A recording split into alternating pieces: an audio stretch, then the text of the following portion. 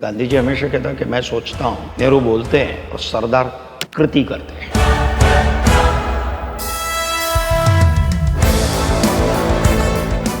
સરદાર પહેલા પ્રધાનમંત્રી બન્યા હોત ભારતના તો સ્થિતિ શું હોત? सरदार प्रधानमंत्री होत तो आज पीओके न જ હોત, કાશ્મીર જ હોત અને આપણું જ હોત.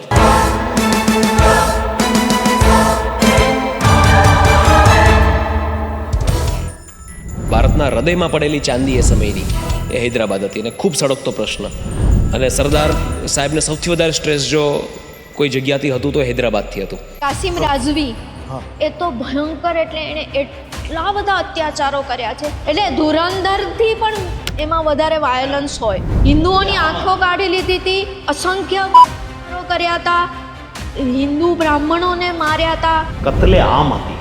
એટલે હૈદરાબાદ તો સોલ્વ ન થયું હોત તો અત્યારે થથરી જવાય એવું છે.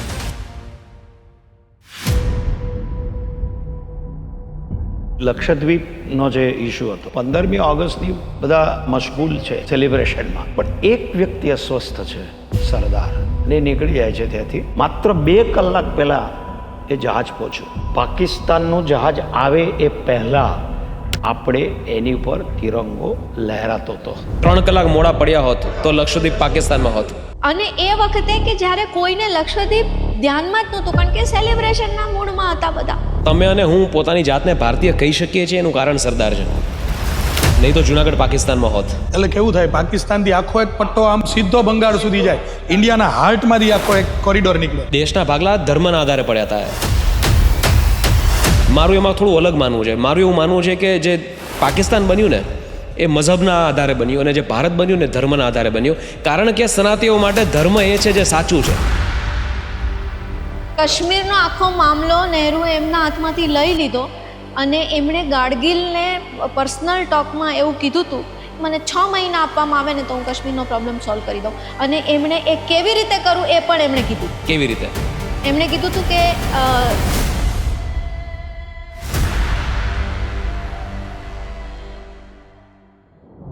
સરદાર સાહેબ સ્વર્ગવાસ પામ્યા. અમુક લોકો પોતાના ખર્ચે સરદારની અંતિમ યાત્રામાં જોડાવા માટે ગયા. કેમ પોતાના ખર્ચે ગયા? કારણ કે પ્રધાનમંત્રી નહેરુએ એ વખતે મનાઈ કરી હતી કે સરકારી ખર્ચે કોઈ નહીં જાય. આ કેટલી મોટી દુર્ભાગ્યની વાત કહેવાય દેશ માટે.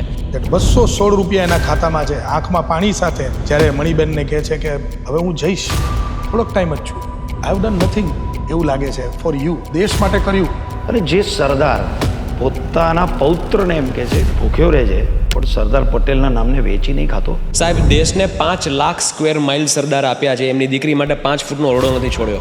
મણિબેને પોતાની 700 પેજની ડાયરી લખી છે, એ ડાયરી લોકોના વાંચવામાં જ નથી આવી. એટલે 75 વર્ષ સુધી આ ઇતિહાસ આપણા સુધી પહોંચવા જ નથી દીધું. અચ્છા, હા, એમાં એટલા બધા અસંખ્ય એવી વસ્તુઓ છે જે આજે જો ખોલીએ તો ભયંકર છે.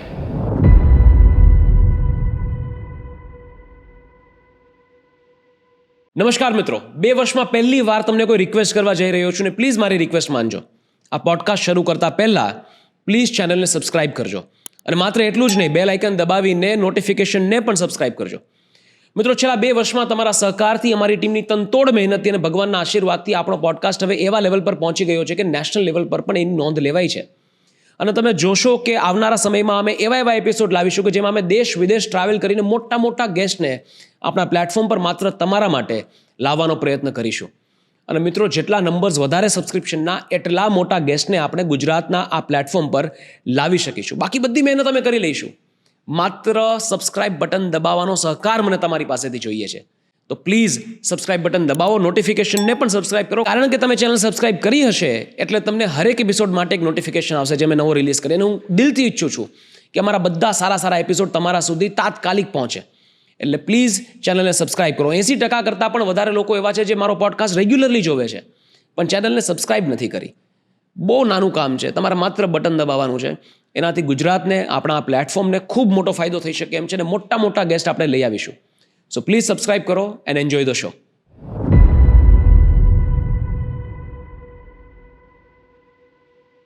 નમસ્કાર દોસ્તો, સ્વાગત છે આજના ખૂબ જ ખાસ એપિસોડમાં.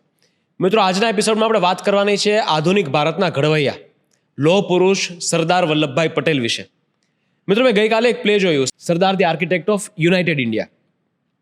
અને હું હલી ગયો એ પ્લે જોઈને. એમાં સરદાર વલ્લભભાઈ પટેલના જીવનના છેલ્લા 5 થી 6 વર્ષ બતાવ્યા છે કે જે વર્ષો એમણે ભારતને યુનાઇટ કરવા માટે ઇન્વેસ્ટ કર્યા કે ખર્ચ કર્યા. જ્યારે એમનું બોડી પણ એમનો સાથ નહોતો આપતો ત્યારે પણ એ ભારતને યુનાઇટ કરવામાં લાગી પડેલા હતા.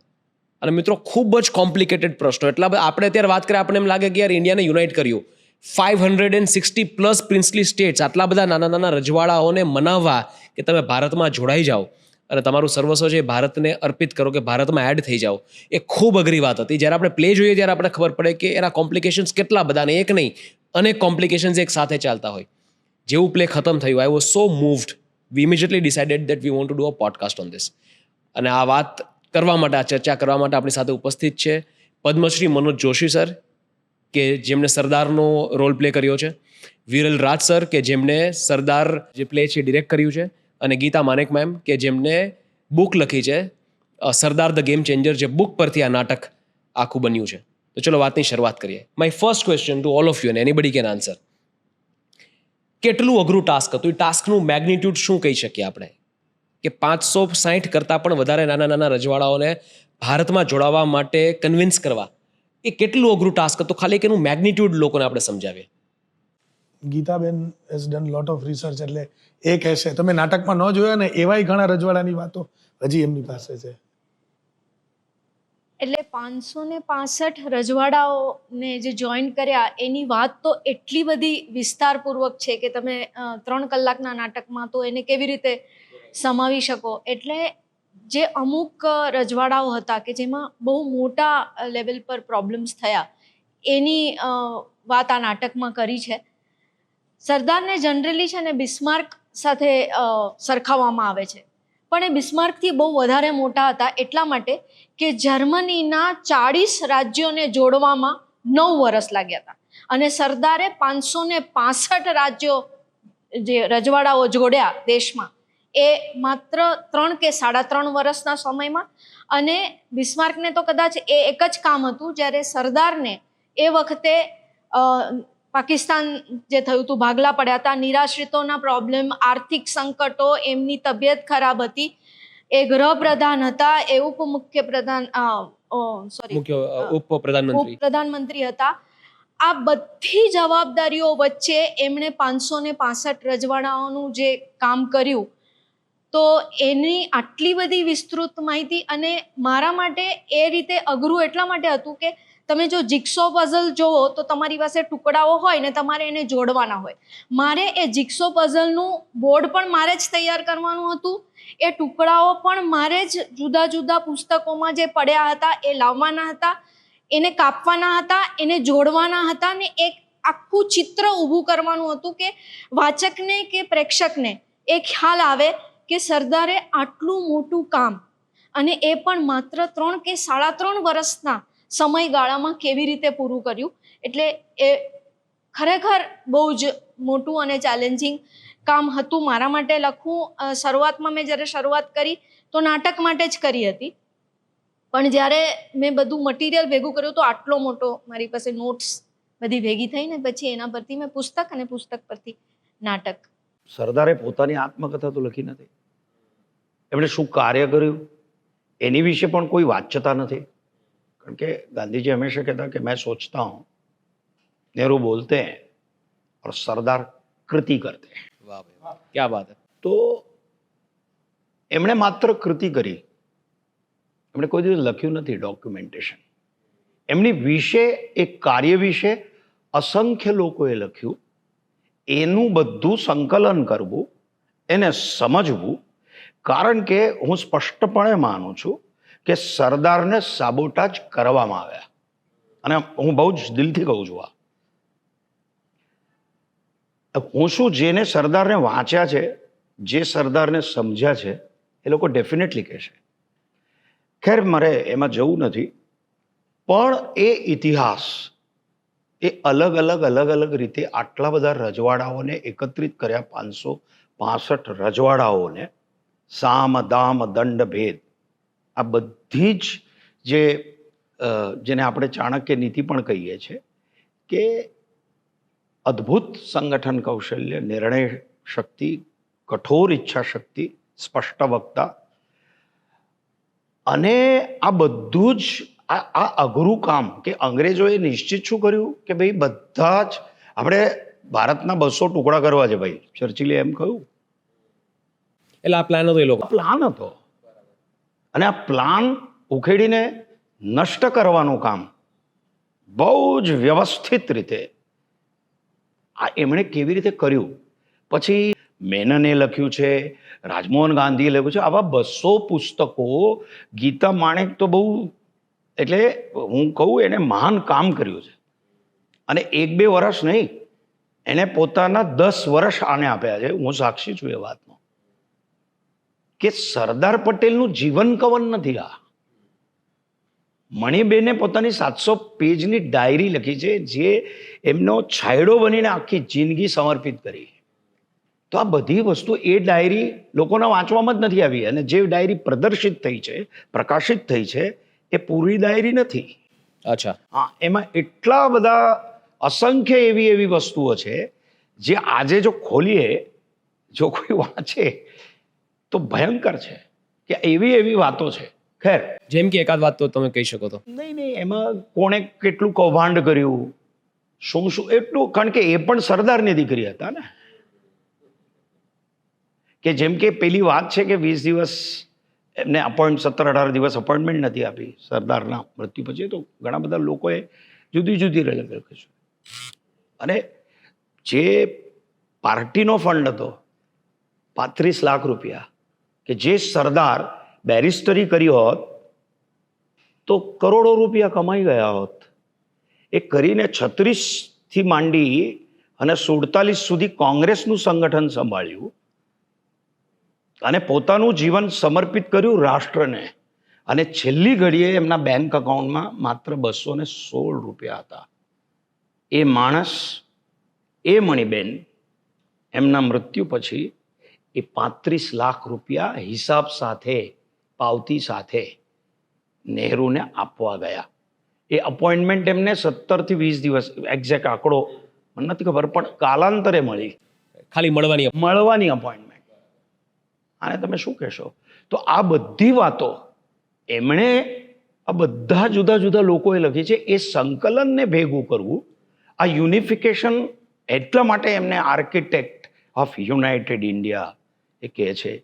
આ જ સરદાર જો બીજા દેશમાં હોત, જો એક ખૂનની બૂંદ નથી પડી, 565માંથી કોઈ રાજાને એમણે માર્યો નથી, કે કોઈ મિલિટરી એક્શન એવી નથી લીધી કે કોઈ મરી જાય.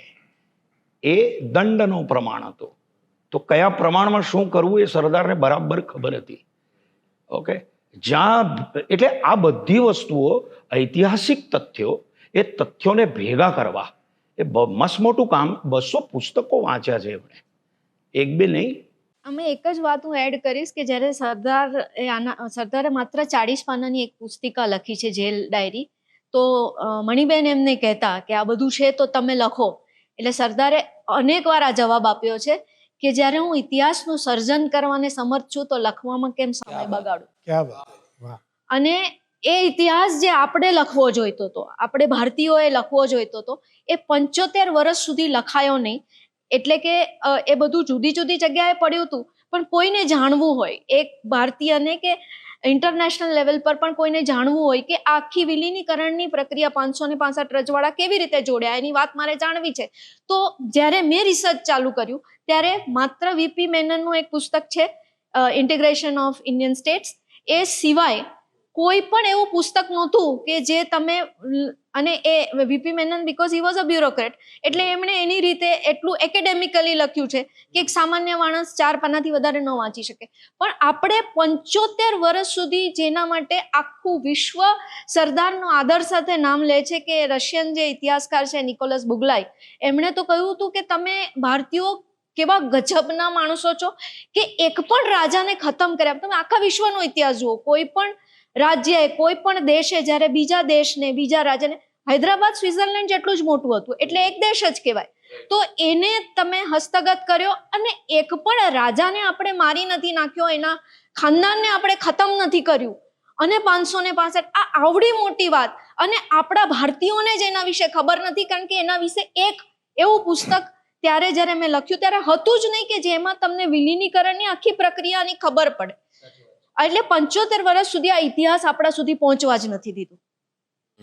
કારણ કે નાટક જોતી વખતે પણ હું વિચારતો હતો કે અમે જે ભણ્યા એ ઇતિહાસમાં શું આવ્યું, તો ઇતિહાસમાં છૂટા છવાયા કોઈ પ્રકરણો આવ્યા છે કે જેમાં હૈદરાબાદનો ઉલ્લેખ હોય અને કાશ્મીરનો ઉલ્લેખ હોય.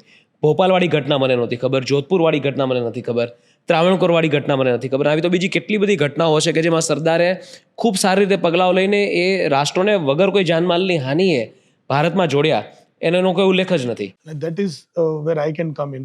કારણ કે આ મનોજભાઈ અને ગીતાબેન તો 10 વર્ષથી આ સબ્જેક્ટ સાથે હતા, પણ વેન આઈ વોઝ કોન્ટેક્ટેડ અને હું જ્યારે ચિત્રમાં આવ્યો ત્યારે તો મને તમારા જેટલું જ માત્ર માહિતી હતી કે ભાઈ આમાં શું કરશું, આ વિલીનીકરણના 2-3 પ્રસંગો છે, એવું નાટક થોડું હોય. અને ધીમે ધીમે પ્રસંગો હું જ્યારે ગીતાબેનની બુક વાંચી અને મારી આંખ ખુલી ગઈ કે આ તો અમેઝિંગ થિયેટર છે, અમેઝિંગ ડ્રામો છે આમાં, હા ગજબનું. અને નાટકનો હેતુ શું હોય? હું ઓલવેઝ એમ માનું કે એઝ અ સ્ટોરી ટેલર કે what drama has to do.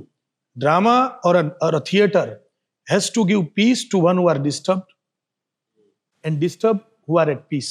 આ નાટકનો It disturbed me yesterday, sir. I was at peace. It should move someone. અને એ આ બુકમાં જે મને લાગ્યું, તમે આ મંચ ઉપર જવું જોઈએ. અને જે આપણે બધા રિલેક્સ થઈને અત્યારે આપણા દેશમાં જે મજા માણી રહ્યા છીએ ને, અમે વારંવાર કહીએ છીએ કે વિચારો આપણે એક રાજ્યમાંથી બીજા રાજ્યમાં જવા. હું જામનગરમાં રહેતો અને મારે મુંબઈ કે મહારાષ્ટ્રમાં જવું હોય તો વિઝા લેવા પડે. જોધપુર વાળાને આવવું હોય તો એવી પરિસ્થિતિ થઈ હોત જો સરદાર ના હોત. એ આ નાટકમાં. અને બીજું ટુ ક્રિએટ ધેટ એરા. અને જેમ મનોજભાઈએ કહ્યું એમ કે શામ દામ દંડ ભેદ, એ સાથે સૌથી વધુ મને જો ફેસિનેટિંગ લાગ્યું હોય તો એ પાત્રો હતા જે આજની પેઢીએ, આજના યુગે ના આપણે જીવાતે આપણી જે વેલ્યુઝ છે અત્યારે એને આ પાત્રો જોવા જોઈએ. કાલે હું ઓડિયન્સમાં બેઠો હતો, મેં રિયલ એક સરસ રિસ્પોન્સ સાંભળ્યો, જે ક્લેપલાઇન નહોતી, પણ જ્યારે મણિબેન સરદારના દીકરી એના ચોકીદારને એમ કહે છે કે આ રાત્રે લાઇટ બંધ રાખજે, આ સરકારી ખર્ચ છે, ફિઝુલ ખર્ચ ના કરાય. આ વેલ્યુઝ હોવા. રાઈટ. હા, નાની આમાં કેટલી બધી એવી વાત છે. તો to bring those characters alive, એ યુગના પાત્રોને આજના સેન્સિબિલિટી સાથે જોડી, કારણ કે ઇમોશન ઓલવેઝ ગમે તે સમયકાળ હોય એ સેમ જ રહે. આપણી વેલ્યુઝ બદલી શકે. આપણે આજે જે વસ્તુ આપણે કેઝ્યુઅલ લેતા હોઈએ, એક જમાનામાં એ બહુ મોટી વેલ્યુ ધરાવતી હોય, તો એ વેલ્યુઝ પાછી ઇન્સર્ટ થઈ શકે એવો મને સ્કોપ લાગ્યો. અને દેટ્સ વેર હું એમ કહું છું કે આ એક એવા નાટક કરવાનો અમને મોકો મળ્યો, કે એવા વ્યક્તિત્વનો કે જે આજના સમયમાં આપણને આપણું રેફરન્સ તો જોડી જ આપે. કોઈ પણ વર્તમાનમાં જીવતો યુવાન કે માણસ હોય ને, આપણી પેઢી, એ બેઝ વગર આપણે પાછળ જો થ્રેડ ન બાંધી શકીએ, આપણે આપણો દોરો જોડી ન શકીએ પાછળ, આપણે આપણા મૂળિયા સાથે ન જોડાઈ શકીએ, તો આપણું વર્તમાન ધૂંધળું છે ને ભવિષ્ય સાવ અંધકારમય છે. બહુ સાચી વાત. આ બહુ યાદ રાખવા જેવી વાત છે. ત્યારે હાઉ વી કેમ into existence as a civilisation તો વર્ષોથી આપણે હતા, પણ આ રાષ્ટ્ર તરીકે કેવી રીતે આવ્યા, એ જો એની આ મહત્વની કડી આપણને ભણાવવામાં જ ન આવી, કહેવામાં જ ન આવી. અને કાલે એક લેડીએ બહુ સરસ કહ્યું નાટક જોયા પછી કે બહુ મજા આવી, આ બધું ક્યાંક છૂટું છવાયું વાંચ્યું હતું એવું ઓડિયન્સમાંથી બૂમ પાડીને કહ્યું at the end of the play, પણ વાંચવું અને જોવું એ વધારે યાદ રહી જાય. ધેન વી થોટ કે નહીં, then what we have created is reaching across. Right. Sir, તમે અને હું પોતાની જાતને ભારતીય કહી શકીએ છીએ એનું કારણ સરદાર છે, નહીં તો જુનાગઢ પાકિસ્તાનમાં હોત. Yes, absolutely. જે આમાં કીધું જ છે કે કેવી રીતે, અને કેટલી બધી ઇન્ટરેસ્ટિંગ ઘટનાઓ છે, લેયર્સ, સબ લેયર્સ, એટલે આમ અમેઝિંગ છે. અને એવું નથી કે બધા વિલન જ છે, સામે રાષ્ટ્રવાદી એટલા રજવાડાઓ છે, એટલા રાજાઓ છે જેને સામેથી સમર્પણ કર્યું છે, એ પણ આનો હિસ્સો છે આ સ્ક્રિપ્ટના. અને એ સમર્પણને પણ ભૂલ્યા વગર બેલેન્સમાં 3 કલાકમાં જેટલું થઈ શકે. And the most biggest challenge was આ સાગર જેટલું મટીરિયલ હતું જેને ગાગરમાં સમાવવાનું હતું, કેમ કરવું અને ઇન્ટરેસ્ટિંગલી એનલાઇટનિંગ કરવું, પણ એને રસપ્રદ રીતે કેવું, એ ચેલેન્જ હતી. which I think because of wonderful performance by Manojbhai, amazing, મતલબ લાઈફ ટાઈમ તમે આમ હવે જ્યારે પણ આ નાટક જોઈને જશો તમે સરદારમાં બીજા કોઈને ઇમેજિન નહીં કરી. બહુ સાચી વાત. સર, જ્યારે હું તમને જોતો ત્યારે મને સરદાર જ દેખાતા હતા, મને મનોજ સર નહોતા દેખાતા. અને that brings me to this question કે તમે કોઈ પણ કેરેક્ટરને જ્યારે અડોપ્ટ કરો કે કેરેક્ટરમાં તમે એડેપ્ટ થાઓ, ત્યારે તમે કેરેક્ટર જેવા બની જાઓ કે બની જવું પડે, તો એવા કયા કેરેક્ટરિસ્ટિક્સ છે, એવા કયા ગુણો છે સરદારના જે તમારી અંદર અવતરિત થાય જ્યારે તમે સરદાર બનો છો 3 કલાક માટે? ફ્રેન્કલી સ્પીકિંગ, એવું આપણે ત્યાં પરકાયા પ્રવેશ એવું કહેવાયું છે. પણ ફ્રેન્કલી સ્પીકિંગ તમે છો, વ્યક્તિ છો, પણ તમે એ પાત્રનો જે ભાવ છે કે જે પાત્ર છે એના ગુણો છે એ ગુણસંપન્નતા તમે કેટલી પરિપક્વતાથી બતાડી શકો છો. કારણ કે તમે એ નથી. જો એવું કોઈ માનતું હોય કે હું એ થઈ જાઉં છું એ વખતે, તે ખોટું છે. એવું થતું જ નથી. પણ એવું કરવું કે જેથી એમને એ કાળમાં, એ સમયમાં તમે સરી જાઓ અને તમે એ પાત્રનો જે ભાવ છે, જે કોઈ સરદારના ઇમોશન્સ છે, કે સરદારની નિર્ણય શક્તિ છે, કે સરદારનું સ્પષ્ટ વક્તાપણું છે, કે નહેરુને કે ગાંધીજીને પણ કહેતી વખતે સ્પષ્ટ રીતે કહેતા હતા. એ બાંચોડ કોઈ ઢીલું ઢાલું બોલતા નહોતા. ઓકે. અને એમાં કોઈ પેલું નહોતું કે આ આમ બોલીશ તો આમ થશે.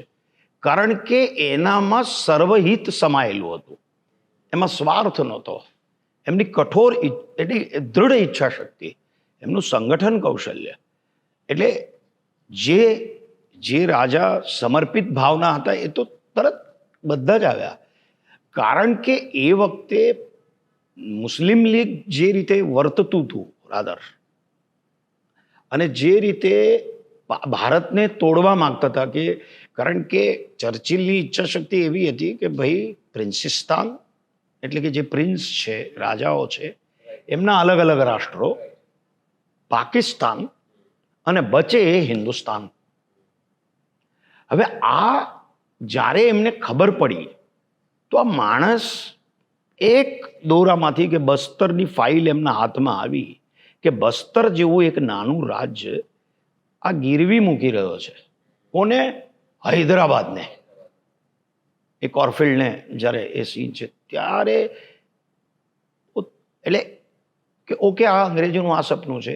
જિન્ના અને લિયાકત અલી, એટલે આ પ્રસંગ છે એમાં કે જે 5 મુખ્યત્વે રાજ્યો હતા, જે રાજાઓ હતા, રજવાડાઓ હતા, ભોપાલ, ઇન્દોર, ઉદયપુર, જોધપુર અને જેસલમેર. હવે તમે ક્રોનોલોજીકલી જુઓ, અહીંયા બંગાળ આખું લેવું હતું એ લોકોને. ઓકે. હૈદરાબાદ પણ છૂટું પાડવું હતું. હવે આપણે વિચાર કરીએ કે જો આ છૂટું પડે એટલે કેવું થાય, પાકિસ્તાનથી આખો એક પટ્ટો આમ આખો સીધો પટ્ટો બંગાળ સીધો, સુધી હા, જાય. હા. ઇન્ડિયાના હાર્ટમાંથી આખો એક Heart કોરિડોર નીકળે. હવે વિચાર કરો આ કેવી રીતે એ માણસે કે આટલા બધા હર્ડલ્સ, એટલે જ્યાં ચંચુપાત નહોતો કરવો ત્યાં પણ નહેરુએ ચંચુપાત કર્યો. જરૂર નહોતી. જો ન કર્યો હોત, આ મારું મત છે. કાશ્મીરની અંદર આજે પણ પાક ઓક્યુપાઈડ કાશ્મીર છે, ફોર એક્ઝામ્પલ, કાશ્મીર પર આખું નાટક થઈ શકે 2 ભાગનું, અને આ ધુરંધર જેવા 4 ભાગ થઈ શકે જો સરદારના કાર્ય પર નાટક કરવું હોય તો. Hats off to neem tree. પણ આ બધામાં મને ફેસિનેટિંગ જે લાગ્યું ને કે મુસ્લિમ લીગ જે રીતે વર્તતો હતું ને એક આખું રાષ્ટ્ર ધર્મના પાયા ઉપર જ બન્યું હતું, એની સામે એ બધા સંઘર્ષ કરતા હતા સરદાર. ત્યારે પણ તમે નાટકમાં જોયું હશે કે એક દ્રશ્ય છે કે જ્યારે જુનાગઢ ઉપર ચડાઈ કરવા એ ગુરુદયાલ સિંહને કહે છે કે આર્મી હવે અંદર ઘૂસી જાવ, ત્યારે સરદાર સ્પેસિફિક કહે છે પણ જોજો બની શકે ત્યાં સુધી કોઈ મુસ્લિમની જાનહાનિ ના થવી. કારણ કે આ એ બેલેન્સ ભારતમાં માનતા હતા. હા, એ ભારતમાં અને માનતા એ ગુરુદયાલ સિંહ કે જેનું આખું ફેમિલીને મુસ્લિમોએ જે ઈસ્ટ પંજાબમાં. પંજાબ ગયું હતું પાકિસ્તાનમાં, Partition. ત્યાં એના આખા ફેમિલીને, મતલબ મા બાપ બાળકો બધાને મારી નાખ્યા હતા અને બેરહેમીથી મારી નાખ્યા હતા. એ માણસને સરદાર યાદ કરાવે છે કે જો ભાઈ તારે મુસલમાનો સાથે, અને આ સરદારને કેટલાક લોકો મુસ્લિમ વિરોધી કહે છે. નહીં, હું I just add one thing આમાં, એટલે હું ઉમેરીશ આમાં કે એક બાજુ ધર્મના આધાર પર બીજા રાષ્ટ્રનું નિર્માણ થયું પાકિસ્તાન. ભારત પાકિસ્તાનના ભાગલા ધર્મના આધાર પર જ થયા છે. તો એ તો ખરી માઉન્ટબેટનને પણ સંભળાવે છે કે ભાઈ જુનાગઢના 80% હિન્દુ પ્રજા ત્યાં ઝોકી દઈએ, શું થશે એ લોકો? એટલે ઇટ ઇઝ નોટ હિન્દુ મુસ્લિમ, પણ જે વાસ્તવિક છે એ વાસ્તવિક વાત કરતા હતા એ. ઓકે. અને જે આ વાત છે જુનાગઢ વાળી, કે જુનાગઢ જુનાગઢને તોડીને તમે પાકિસ્તાન સાથે ભેળવવા માંગો છો, તો એ ત્યારે આ જે પ્રસંગ છે એ પ્રસંગમાં ગુરુદયાલને ફોન કરે છે કે ભાઈ સવાર થતાં સૂરજ ઉગતા પહેલાં જુનાગઢમાં ઘૂસી જાઓ અને કબજો કરી લો. પણ માઇન્ડ વેલ, કોઈ પણ મુસ્લિમ પર સખ્તી નહીં કરતા. Is that clear? You can go head. તો અમુક લોકો જે રીતે એમને સેરવે છે ને, પણ ના, એ એકાત્મ ભારતમાં માનતા હતા, ભારતીય એકાત્મ શક્તિની વાત માનતા હતા. અને અમેઝિંગ વોઝ, અને હું કહેતો તો એ આમાં કે એટ ધીસ એજ અને આફ્ટર ધેટ મેચ્યોરિટી, એ ઇંગ્લેન્ડ રિટર્ન વ્યક્તિ, barrister, the balance of mind and heart, he was emotional all the time, કે ક્યાં હૃદય કામે લગાડવું અને ક્યાં દિમાગ કામે લગાડવું. એ જો તમે આમ નકશી કે એનું પાત્ર આમ વાંચો ને, એ સબ ગીતાબેને રિસર્ચ કર્યું આટલો ટાઈમ, સર એટલા એમાં હતા. પણ મેં તો પહેલા મારી સિસ્ટમ જ છે કે when I read something, I read as a પ્રેક્ષક ઓર વાચક. મને જે ઇમ્પ્રેશન ઊભી થાય, જે પહેલી ઇમ્પ્રેશન ઊભી થાય, જે પહેલી ઇમોશન ફીલ થાય, એ મારા મગજમાં એ પાત્ર બને. તો ત્યારે મને સૌથી મોટું એ લાગ્યું હતું કે વોટ અ બેલેન્સ. જ્યાં એને હૃદય કામે લગાડવાનું છે એને એ કામે લગાડ્યું, કે અહીંયા ઇમોશન, અહીંયા મગજ, અહીંયા રૂથલેસ થવાનું છે. તો રૂથલેસ એટલે એ જે માત્રામાં થવું એ પણ અમેઝિંગ છે. અને the most interesting part was that એને આખું જીવન સમર્પિત કર્યું. વિચારો, આખું નાટક તમે યુનિફિકેશનનું જોયું, but what a layer which came out for me was that 216 રૂપિયા એના ખાતામાં છે, આંખમાં પાણી સાથે, ઓડિયન્સ પર રડતું હોય છે જ્યારે મણિબેનને કહે છે કે હવે હું જઈશ, થોડોક ટાઈમ જ છું, હા, અને આઈ હેવ ડન નથિંગ, એવું લાગે છે ફોર યુ, દેશ માટે કર્યું, પણ 200 સાહેબ, દેશને 5 લાખ સ્ક્વેર માઇલ સરદાર આપ્યા છે, એમની દીકરી માટે 5 ફૂટનો ઓરડો નથી છોડ્યો. ફૂટનો ઓરડો નથી. એ કહે છે કે તારા માટે મકાન શું, રૂમ નથી આપી શકતો, અને ખાતામાં કદાચ 216 કે 18 રૂપિયા છે. આવું વ્યક્તિત્વ જ્યારે બોલે છે ત્યારે ખાતામાં આટલા રૂપિયા છે, ઘરમાં કોંગ્રેસનું પાર્ટી ફંડ 35 લાખ રૂપિયા છે, અને એ પાછું અકબંધ એના મૃત્યુ પછી પાછું આપે છે. that character itself was so heroic કે આ વેલ્યુઝ વાળું ને આ પાત્રનું નાટક થવું. સર, આપણે હમણાં વાત થઈ કે દેશના ભાગલા ધર્મના આધારે પડ્યા હતા. મારું એમાં થોડું અલગ માનવું છે. મારું એવું માનવું છે કે જે પાકિસ્તાન બન્યું ને એ મઝહબના આધારે બન્યું, અને જે ભારત બન્યું ને ધર્મના આધારે બન્યું. કારણ કે સનાતીઓ માટે ધર્મ એ છે જે સાચું છે, જે યોગ્ય છે, એ ધર્મ છે. એટલે આપણે તો ધર્મના હિસાબથી જ વર્ત્યા, આપણે બધાનું ધ્યાન રાખ્યું. એ લોકો મઝહબના હિસાબથી અલગ. આપણે મઝહબ નથી કહેતા, આપણે ધર્મ કહીએ છીએ, એટલે મારાથી ધર્મ બોલાઈ ગયું. But you are absolutely you correct. આપણા હિસાબથી ધર્મની વ્યાખ્યા બહુ મોટી છે. આપણે એને રિલિજિયન તરીકે જે આપણામાં કે ફોર્મ ભરીએ એમાં ધર્મ ઓબ્લિક રિલિજિયન, એ રિલિજન નથી ને, એ ધર્મ છે, જીવન જીવવાનો રસ્તો છે. It is more wider. A religion તો એનું ઉપાસના પદ્ધતિ છે, ખાલી એનું ઇંગ્લિશ રિલિજન છે. આપણે તે વ્યાખ્યા છે ધર્મની કે ધારયતિ ઇતિ ધર્મ, જે સમાજને, જે બધા મનુષ્ય જાતિને ધારણ કરે છે એ ધર્મ છે. તો યુ આર રાઈટ. એટલે એકદમ, અને એ ધર્મના આધારે જ સરદાર વર્ત્યા. એક બહુ ઇન્ટરેસ્ટિંગ કિસ્સો મેં નાટકમાં જોયો, United states of Kathiawad. I was સો ફેસિનેટેડ. મેં જો આ થયું હોત તો કદાચ આપણે બધા અલગ દેશમાં રહેતા હોત. એ શું હતો એ મુદ્દો, તમે જો એક્સપ્લેન કરી શકો? 565 માંથી લગભગ 250 જેટલા રજવાડા માત્ર સૌરાષ્ટ્ર વિસ્તારમાં હતા, કાઠિયાવાડમાં, નાના જે હતા એ. અને ગીતાબેન કેન ટોક મોર કે આબુમાં એક મીટિંગ ભરાયેલી. એ વખતે કાઠિયાવાડમાં જે સમર્થ રાજાઓ હતા, જે સંપત્તિ જેમની પાસે હતી, શક્તિ હતી, એવા રજવાડાઓને એમણે આબુમાં જામનગરના જામ સાહેબે ભેગા કર્યા હતા. અને જામનગરના જામ સાહેબ ખૂબ પ્રજાવત્સલ, બહુ જ રાષ્ટ્રભક્ત પ્રકારના રાજા હતા. એવું નહોતું કે એ કંઈ પેલા સામાન્ય જે આપણા ફિલ્મોમાં વિલન દેખાડે છે એ પ્રકારના નહોતા. ખૂબ બુદ્ધિશાળી હતા, એટલે ઘણા સારા કામ કર્યા. પણ ફોર સમ રીઝન એ થોડાક પેલા થઈ ગયા હતા, ને એમણે આ બધા રાજાઓને આબુમાં ભેગા કર્યા, અને એ લોકોએ યુનિયન ઓફ કાઠિયાવાડ, એટલે કે કાઠિયાવાડ દેશની રચના કરવાનું નક્કી કર્યું, ને એના રાષ્ટ્રપ્રમુખ તરીકે જામ સાહેબ થાય, એ બધું થયું. ને એ વખતે એ જમાનામાં જામ સાહેબે યુનિયન ઓફ કાઠિયાવાડ માટે 1 કરોડ રૂપિયા આપવાનું વચન આપ્યું હતું. અને સાહેબ, મજાની વાત તો એ છે કે માત્ર 1.5 કલાકની મીટિંગમાં સરદારે એમને કન્વિન્સ કર્યા, એમને જમવા બોલાવ્યા હતા ખૂબ માનપાન સાથે, અને મણિબેને કાઠિયાવાડી જમવાનું બનાવ્યું ને 1.5 કલાકમાં એમને સમજાવ્યું કે એ કેવો ભૂલ ભરેલો નિર્ણય લઈ રહ્યા છે જે એમના માટે અને દેશ માટે કેટલો ખતરનાક છે. થઈ શકે રાઈટ. એ 1.5 કલાકમાં એમણે સરદારે એમને સરદાર માત્ર એમને વાતોથી સરદાર એમને convince જીતી કર્યા. ગયા ને અને પછી જ્યારે એ નીકળ્યા ત્યાંથી જામ સાહેબ ત્યારે એમણે કીધું કે જામનગર તો જોડાય જ છે પણ કાઠિયાવાડના બાકીના બધા રાજાઓને સંમેલિત કરવા માટે હું કોશિશ કરીશ અને એમણે કરી, એ સફળ થયા, માત્ર જુનાગઢને નહીં કરી શકે. એ જે કે એ જામ સાહેબ ત્યાંથી માત્ર સરદાર એમને જીત્યા એટલું તો નહીં, એ પ્રોમિસ આપીને ગયા ને, then he became leader. એને લીડરશિપ લીધી કે બીજા બધા રજવાડાને હું આમાં જોડીશ. અને પછી સોમનાથ મંદિર માટે પોતાનું સર્વસ્વ આપ્યું સર્વસ્વ જામ સાહેબ. જે વ્યક્તિ સેકન્ડ વર્લ્ડ વોર પછી પોલેન્ડના નિરાશ્રિતોને જામનગરમાં આશ્રય આપતી હોય, રાઈટ. એનો આત્મા કેટલો પ્યોર હોય છે. 100%. ઓકે, બ્રોડ માઇન્ડેડ જેને કહી શકાય. તો એટલે એક પ્રસંગ છે, એમાં ગાંધીજીને કહે છે પ્લીઝ कि आप निश्चिंत हो जाइए, काठियावाड़ की 222 रियासतें भारत के चरणों में अर्पित होंगी, निश्चिंत हो जाइए.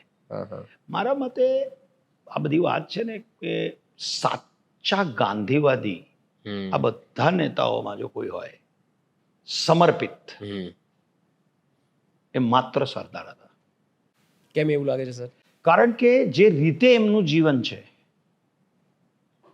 કો એક બાજુ વૈભવ આટલું મોટું અને છેલ્લા ક્ષણ સુધી માત્ર રાષ્ટ્ર માટે જ સમર્પિત રહ્યા. કોઈ પણ પ્રકારનો એક પ્રસંગ છે કે મણિબેન કહે છે કે બાપુ આ કુર્તાની બાઈ ફાટી ગઈ છે, હું જરા સીવી આપો. તો કે ફટા હુઆ કુર્તા ચલેગા મણિબેન, ટૂટા હુઆ દેશ નહીં. ક્યાં વાત. અને આ માત્ર ડાયલોગ નથી, આ ખરેખર આવું થતું હતું કે સરદાર પોતે આ આટલી વ્યસ્તતાને કારણે કાંતી નહોતા શકતા, એટલે મણિબેન એમના ખાદીના કપડાઓ કાંતતા હતા. સમયનો એટલું બધું મણિબેન પણ કામ કરતા હતા, સમય ન હોય એટલે પછી જ્યારે સરદારના ધોતિયા જરી જાય કે ફાટી જાય ત્યારે એમાંથી એ કાપીને એમાંથી મણિબેન પોતાના માટે પેટીકોટ કે બ્લાઉઝ બનાવી. આટલું સમર્પણ આવું જીવન એ જીવતા. અને એ જ કહું છું ને, એટલે આજના આ બોલતા બોલતા આપણા રૂવાડા ઉભા થઈ. અને એ કોણ? દેશના ગૃહપ્રધાન, દેશના ગૃહપ્રધાન, પ્રધાનમંત્રી. એની આ સાદગી અને આ સમર્પિતતાને તમે જોયું હોય તો આજના યુગમાં જ્યારે આપણે અત્યારે એક બહુ મોટી ડિબેટ આ છે વારસોને આપણે જે નથી કે વંશ પરંપરા, ત્યારે આમાં સીન છે કે સરદાર એના પૌત્ર, જે સરદારને હાર્ટ એટેક આવ્યો એટલે દિલ્હી આવ્યા હતા, એને કહે છે ને આ રિયલ બનેલી ઘટના છે. અને એટલે મેં બીજું ઘણું એડિટ કર્યું. આ સીન મેં રહેવા દીધો છે કે જેમાં સરદાર એમ કે છે, જે આજે બધાએ જોવો જોઈએ કે ભાઈ તું મારી તબિયત જોવા આવ્યો બરાબર છો, પણ તરત વયો જાજે. મારે પરિવારમાં કોઈની જરૂર હશે તો હું બોલાવી લઈશ, પણ કોઈ પરિવારના લોકોએ હું જ્યાં સુધી દિલ્હી છું એના 2 કિલોમીટરના પરિધમાં આવવાની જરૂર નથી. અને કોઈ એવી દોસ્તીએ કેળવતા નહીં. સરદારના નામનો ઉપયોગ પૈસા કમાવા ન કરતા આવા સરદાર, હા, કે જે વંશ વારસોને આપવાની તો વાત દૂર રહી કાંઈ, પણ આ કેરેક્ટર નામનો ઉપયોગ કરીને કોઈ ફાયદો ન લેવા જોઈએ દેશની પરિવારના લોકો. એટલે પરિવાર આવવો ન જોઈએ દિલ્હી. આપણે તો અત્યારે જે કલ્ચર છે કે પેલા પરિવાર આવે, પેલા ભાઈ સીધા પછી પણ એ જ હોય. એટલે વંશ પરંપરા તો આપણે જોઈ જ રહ્યા છે. હમણાં નહીં, છેલ્લા 10 વર્ષથી આપણે નથી. એટલે પોઈન્ટ ઇઝ ધેટ કે એમણે કોઈ દિવસ સેલ્ફ જે છે સેલ્ફલેસ કામ કરવું. Right. That is why I told. And led by example. માત્ર પ્રચાર કે બોલવું નહીં, એવું જીવીને દેખાડવું બહુ ડિફરન્ટ છે. હું સલાહ આપી શકું આમ જીવો, સાદાઈથી જીવો, પણ બંગલો મળ્યો હોય અને માત્ર 2 જ રૂમ ખુલ્લા રાખવા કે આનાથી વધારે મારી જરૂરિયાત નથી, ભલે સરકારી બંગલો લ્યુટિયન્સ દિલ્હીમાં મળ્યો તો 2 જ રૂમ વાપરવા. ગીતાબેને કીધું એમ ખાદીના કપડાં ધીમે ધીમે જૂના થાય તો એમાંથી જ મણિબેન એની દીકરીની સાડી બને. રાત્રે 10 પછી લાઇટ ન કરવી, અથવા તો કોઈ સગાવાલાને આવવાનું જ નહીં 2 કિલોમીટરના પરિધમાં. ભાઈ હું આયા દેશ માટે કામ કરી રહ્યો છું, આ કોઈ ધંધો નથી. આ બોલવું અને ખરેખર જીવવું, હા, એ that is what Sardar is makes, that is what makes Sardar. નવાબ જેણે સૌથી વધારે આખા 562 રજવાડામાં નિઝામ અને ભોપાલના નવાબે સૌથી વધારે એમને તકલીફ આપી કે એટલી હદ સુધી કે સરદાર જેવા માણસે કંટાળીને મતલબ પોતાનું દિલ બાપુ પાસે ખોલ્યું કે આ બધા પાખંડી રાજાઓ છે, સ્વાર્થી છે. કે આ મતલબ હું આનાથી કંટાળી ગયો છું, ત્રસ્ત થઈ ગયો છું, એવું સરદાર પત્ર લખે છે. અને એ જ એટલે દુશ્મનાવટ જ કરતો હતો એ માણસ સરદાર સાથે ને દેશ સાથે. એની દીકરી જ્યારે ફસાય છે ત્યારે સરદાર એને છોડાવે છે. એ કિસ્સો આપણે કહીએ ઓડિયન્સને, જે નાટકમાં બહુ સરસ રીતે વર્ણવાયો છે. એ કિસ્સો કહીએ આપણે. શું ભોપાલ, પહેલી વસ્તુ, ભોપાલ એટલે હાર્ટ ઓફ ઇન્ડિયા, ઇન્ડિયાની વચ્ચોવચ્ચ આવેલું સ્ટેટ, અને એને કાં ઇન્ડિપેન્ડન્ટ રહેવું હતું કાં પાકિસ્તાનમાં એક્સિટ થવું હતું. જો એ પાકિસ્તાનમાં જતું રહેત તો ભારતની વચ્ચોવચ્ચ પાકિસ્તાનની જમીન, એટલે ગમે ત્યારે આવજા કરી શકે, મિલિટરી બેઝ બનાવી શકે, એટલે બહુ ખતરનાક કહેવાય. અને જો ઇન્ડિપેન્ડન્ટ રહેત, કારણ કે મુસલમાન રાજા હતો, તો પાકિસ્તાન સાથે છતાં જોડાયેલો રહે, એટલે ભારત માટે બધી રીતે ડેન્જર હતું. હવે આગળની વાર્તા તમે કહો. In fact Geetaben can throw light, Please. ભોપાલની સાથે ઇન્દોર પણ વોઝ ડાઇસી. ઇન્દોરની પણ ઘટના જોડવાની આખી ડ્રામેટિક છે. રીવા ઓલ્સો, એ પણ બહુ ડ્રામેટિક છે. નાભા, ઇન્દોર અને બીજું એક સ્ટેટ, એ 4 જણા તો કેવું હતું કે જે ભોપાલ કરશે એ અમે કરશું. એટલે એ આખી ઇન્દોરની તો આખી એક અલગ ઘટના છે. પણ આ ભોપાલની જો આપણે વાત કરીએ તો ભોપાલ ને પહેલા જીન્નાએ ઘણી બધી લાલચો આપી, પણ જ્યારે એને સમજાયું કે હવે આ પાકિસ્તાનમાં નહીં જોડાઈને આઝાદ રહેવા માંગે છે તો એ એના કામનો નહોતો રહ્યો. એટલે પણ છતાં પણ આ ભોપાલના રાજા કોઈ હિસાબે માનવા તૈયાર નહોતા, જીદ હતી ને એ બધું હતું, અને કોઈ રીતે એ મામલો સુલઝી શકે એમ નહોતો. ને એ દરમિયાન એક ઘટના બની કે એમની દીકરી, ભોપાલના નવાબની દીકરી સાજિદા દિલ્હી ગઈ હતી, અને ત્યાં એ સાજિદા એટલે સૈફ અલી ખાનની નાની, અચ્છા, પરનાની કે નાની, હા.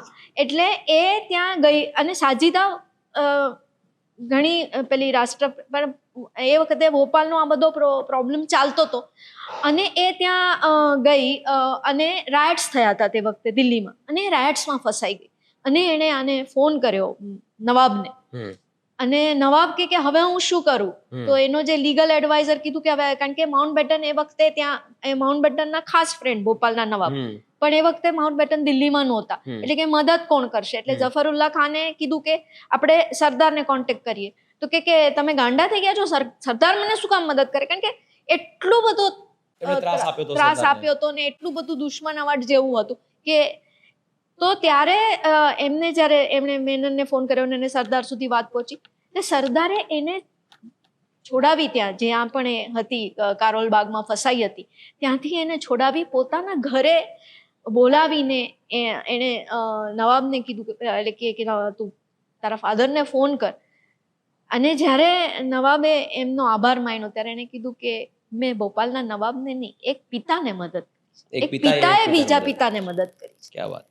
એટલે આ સરદાર છે કે જેણે કોઈ દિવસ પર્સનલ કોઈ વૈમનસ્ય રાખ્યું જ નથી, જે કંઈ કર્યું એ રાષ્ટ્ર માટે કર્યું. રાઈટ. જુનાગઢનો કિસ્સો પણ કોમ્પ્લિકેટેડ હતો, અને જો જુનાગઢ પાકિસ્તાનમાં ગયું હોત તો સાથે સોમનાથ પણ પાકિસ્તાનમાં ગયું હોત, કારણ કે સોમનાથ ત્યારે જુનાગઢ સ્ટેટમાં આવતું. એ જેનો મેઇન પેલો હતો ને કે દરિયાના વાટે પાકિસ્તાનથી જોડાયેલું છે. રાઈટ. જે પાકિસ્તાને દાવો કર્યો હતો, અથવા તો આની પાસે લોજિકલ આર્ગ્યુમેન્ટ હતી, એ આર્ગ્યુમેન્ટ એ જ હતી કે ભૌગોલિક રીતે જુનાગઢ અમારો હિસ્સો થઈ જ શકે, દરિયાથી અમે જોડાયેલા. બરાબર. અને એ ઇટ વોઝ સો પ્લાન્ડ કે તમે કાલે કેરેક્ટર જોયું હશે, તમે ધ્યાનથી જોયું હોય તો, એના એડવાઇઝર કોણ હતા? ભુટ્ટો. એ કોણ? શાહનવાઝ ભુટ્ટો, કે જે ઝુલ્ફિકાર અલી ભુટ્ટોના ફાધર, અને ઝુલ્ફિકાર અલી ભુટ્ટો એટલે બેનઝીર ભુટ્ટોના ફાધર.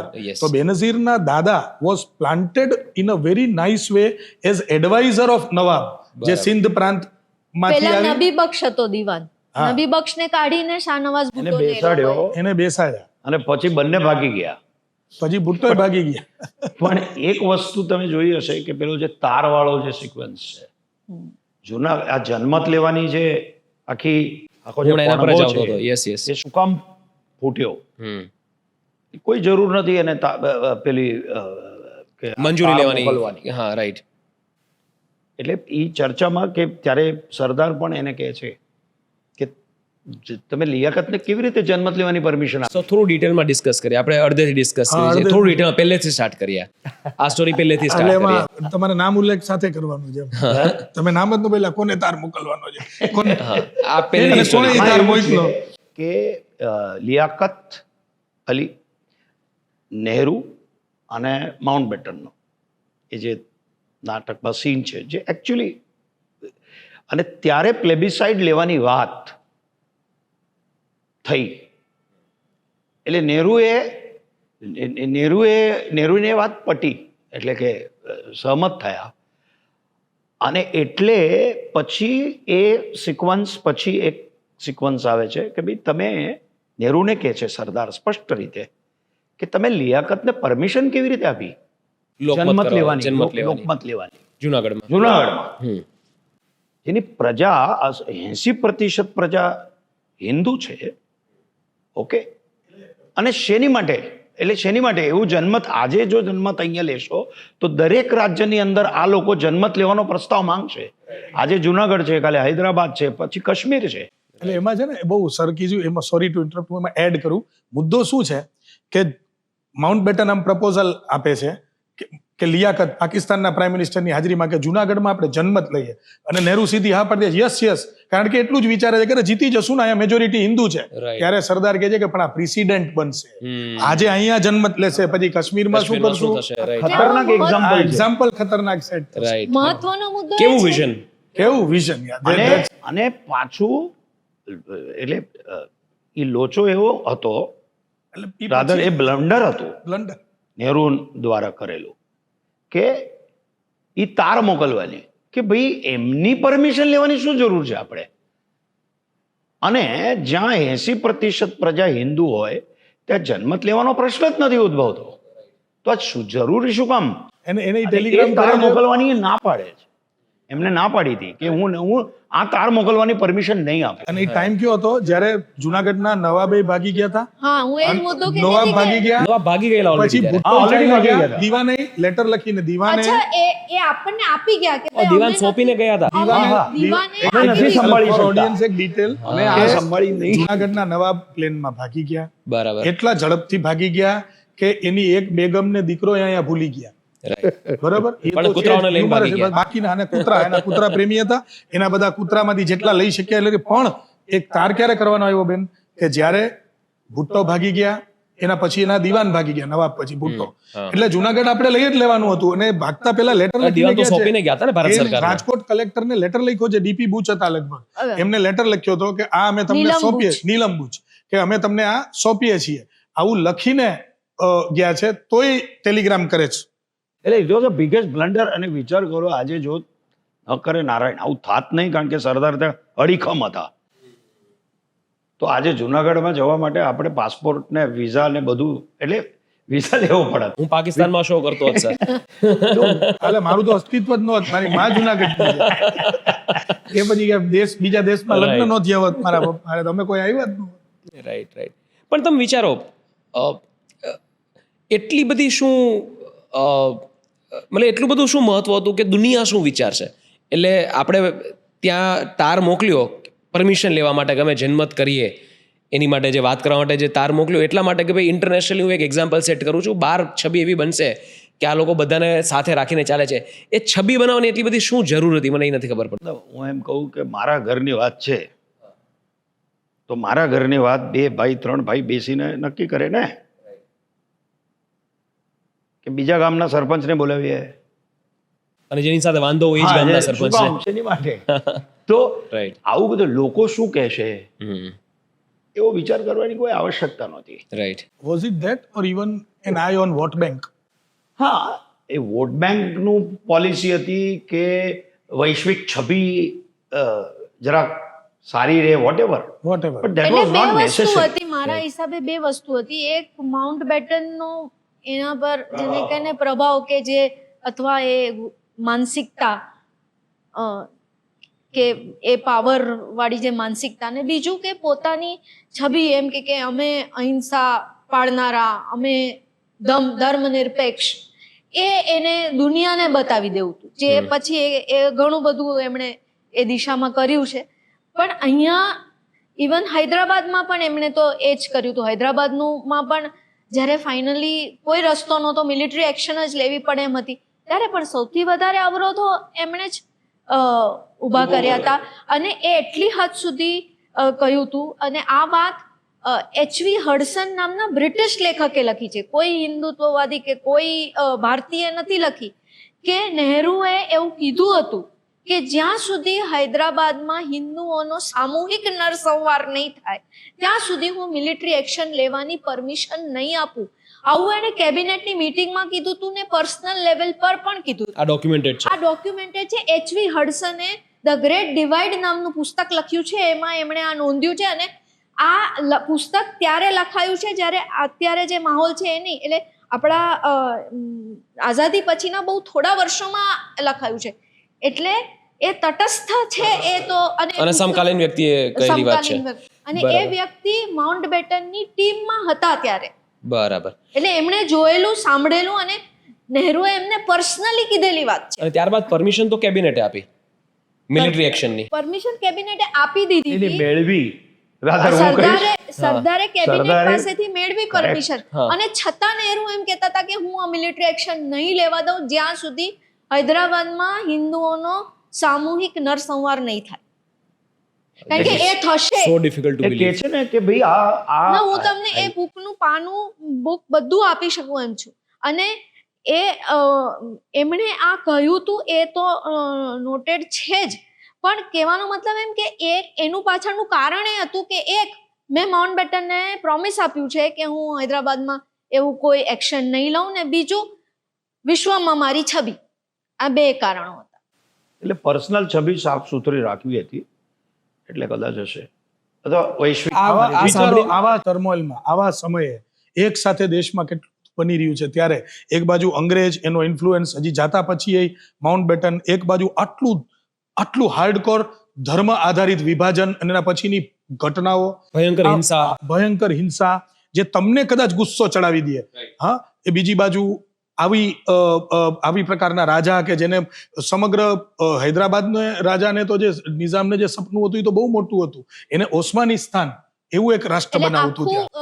જે સાઉથ હતું હૈદરાબાદની નીચે આખું સાઉથના રાજા ઓસ્માનિસ્તાન બનાવવું હતું ને એને એના સુલતાન બનવું હતું. એટલે આ બધાની વચ્ચે આટલું બેલેન્સ રાખીને, નોટ ગેટિંગ કેરીડ અવે, ન ઇમોશનલ થઈને, ન રિવેન્જફુલ થઈને, ન દુશ્મની રાખીને, અને જે કડક પગલાં લેવા અને એટલા ઠંડા કલેજે લેવા કે આર્મી જ્યારે મોકલવાની હતી એની આગલી રાત્રે એને રોકવા માટે એક જનરલ બુશર ગયા હતા કે ત્યાં જશો તો જોજો પછી હૈદરાબાદને તો એટલું મોટું સપોર્ટ છે કે બોમ્બે ને અમદાવાદમાં હુમલો કરાવશે.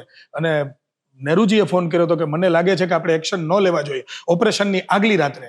ત્યારે સરદાર એટલું જ કહે છે કે મને લાગે છે કે રાત બહુ થઈ ગઈ છે, આપણે સૂઈ જવું કારણ કે હૈદરાબાદ કેટલો કોન્ફિડન્સ હશે એમના લીધેલા પગલાઓ ઉપર, એમના ડિસિઝન્સ ઉપર. આ સાંભળીને એવું લાગે, and I want all of your tax on this, કે જો સરદાર પહેલા પ્રધાનમંત્રી બન્યા હોત ભારતના, તો સ્થિતિ શું હોત, તો ચિત્ર કેવું હોત? અદ્ભુત. હજી જે આપણને આટલા વર્ષો લાગ્યા બધું રિપેર થતા, એટલા વર્ષો ના લાગ્યા હોત. અને બહુ સરળ, એટલે કદાચ આવું થાત તો આ જે પ્રશ્ન છે, એકચ્યુઅલી એમને કોઈ સત્તા કે પદનો મોહ નહોતો. ગાંધીજીના એક શબ્દ પર એમને એ ઇલેક્શનમાંથી પોતાનું નામ ખેંચી લીધું. એ પ્રસંગ કેટલો અદ્ભુત છે એની અંદર, કે જ્યારે ગાંધીજી ને ગાંધીજી પહેલા એમની મીટિંગ પણ થઈ, આવીને બહુ હલી ગયા હતા. અને એ વખતે દિલ્હીમાં પણ કેટલા મોટા દંગાઓ થતા હતા. ઓકે, ત્યારે એમની ને ગાંધીજી વિશે જે પણ ચર્ચાઓ થઈ, એ પ્રસંગ જ બિગિનિંગ છે. તમે જે સવાલ કર્યો ને એ ઇતિહાસનો મોટામાં મોટો સવાલ છે.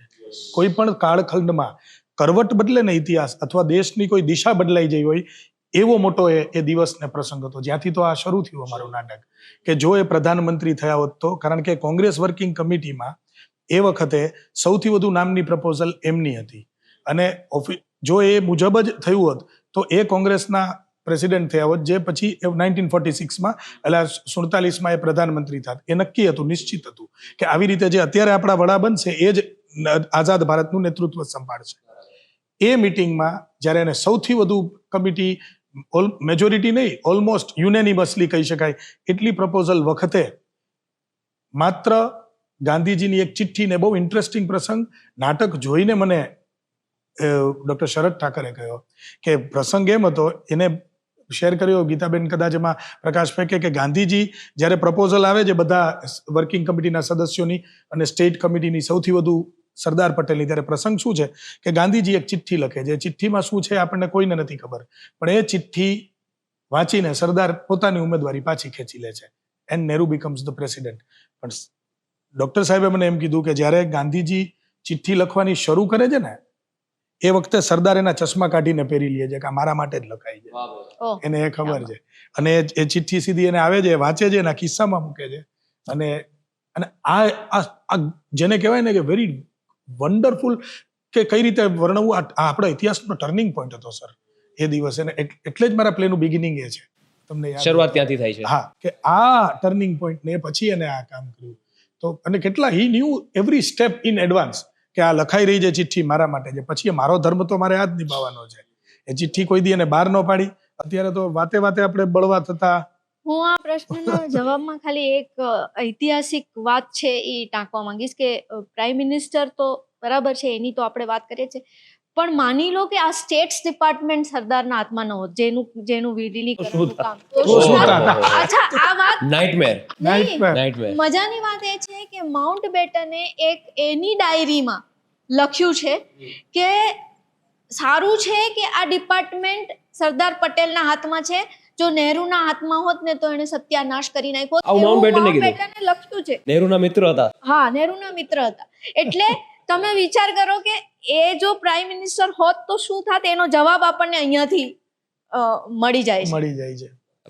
બીજું એક ત્રાવણકોરનો પ્રસંગ છે, બહુ ઇન્ટરેસ્ટિંગ પ્રસંગ છે. સોરી, તમે કઈ કહેતા હતા સર? ઓકે, ત્રાવણકોરનો બહુ ઇન્ટરેસ્ટિંગ પ્રસંગ છે. એક 25 વર્ષના છોકરાએ કરેલો છરીથી ઘા, કે જેને આખા સાઉથ ઇન્ડિયાની ડેસ્ટિની બદલી નાખી. કે સાઉથ ઇન્ડિયાના મહારાજા હતા, કેરલાના મહારાજા, ત્રાવણકોરના મહારાજા પદ્મનાભ. હા, અને એમના દિવાન હતા સીપી રામાસ્વામી. સીપી રામાસ્વામીની ઈચ્છા હતી કે પાકિસ્તાન સાથે જોડાય, અને બધી ડીલને બધું ફાઇનલ કરીને બેઠા હતા.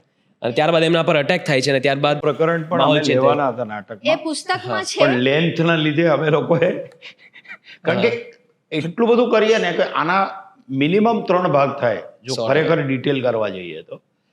એટલે અને ત્રાવણકોર તો તમે જેમ વાંચો ને એમ તમને અત્યારની કોઈ બેબી કે એવી ફિલ્મ હોય ને એવી ટ્રીટમેન્ટ આપવાનું મન થાય. હા, જો આખું ત્રાવણકોર બહુ ડિટેલમાં એકદમ વિગતવાર પ્રસંગ જણાવો. અમે આમ છાતી પર પથ્થર રાખીને એ પ્રસંગ. એટલે અમે ઘણું બધું, અને એકચ્યુઅલી ખરેખર મને તો એવું લાગે છે કે આ નાટક થયું ને એમાં ક્યાંક સરદારની ચેતના કામ કરી, કે આ નીમ ટ્રી ને ભૂમિબેન ને ધનરાજભાઈ જેવા પ્રોડ્યુસર મળે જે આટલું મોટું કરે, વિરલભાઈ જેવા ડિરેક્ટર છે કે જેમણે આ અઘરું હતું, બહુ અઘરું હતું, મારા માટે પણ બહુ અઘરું હતું.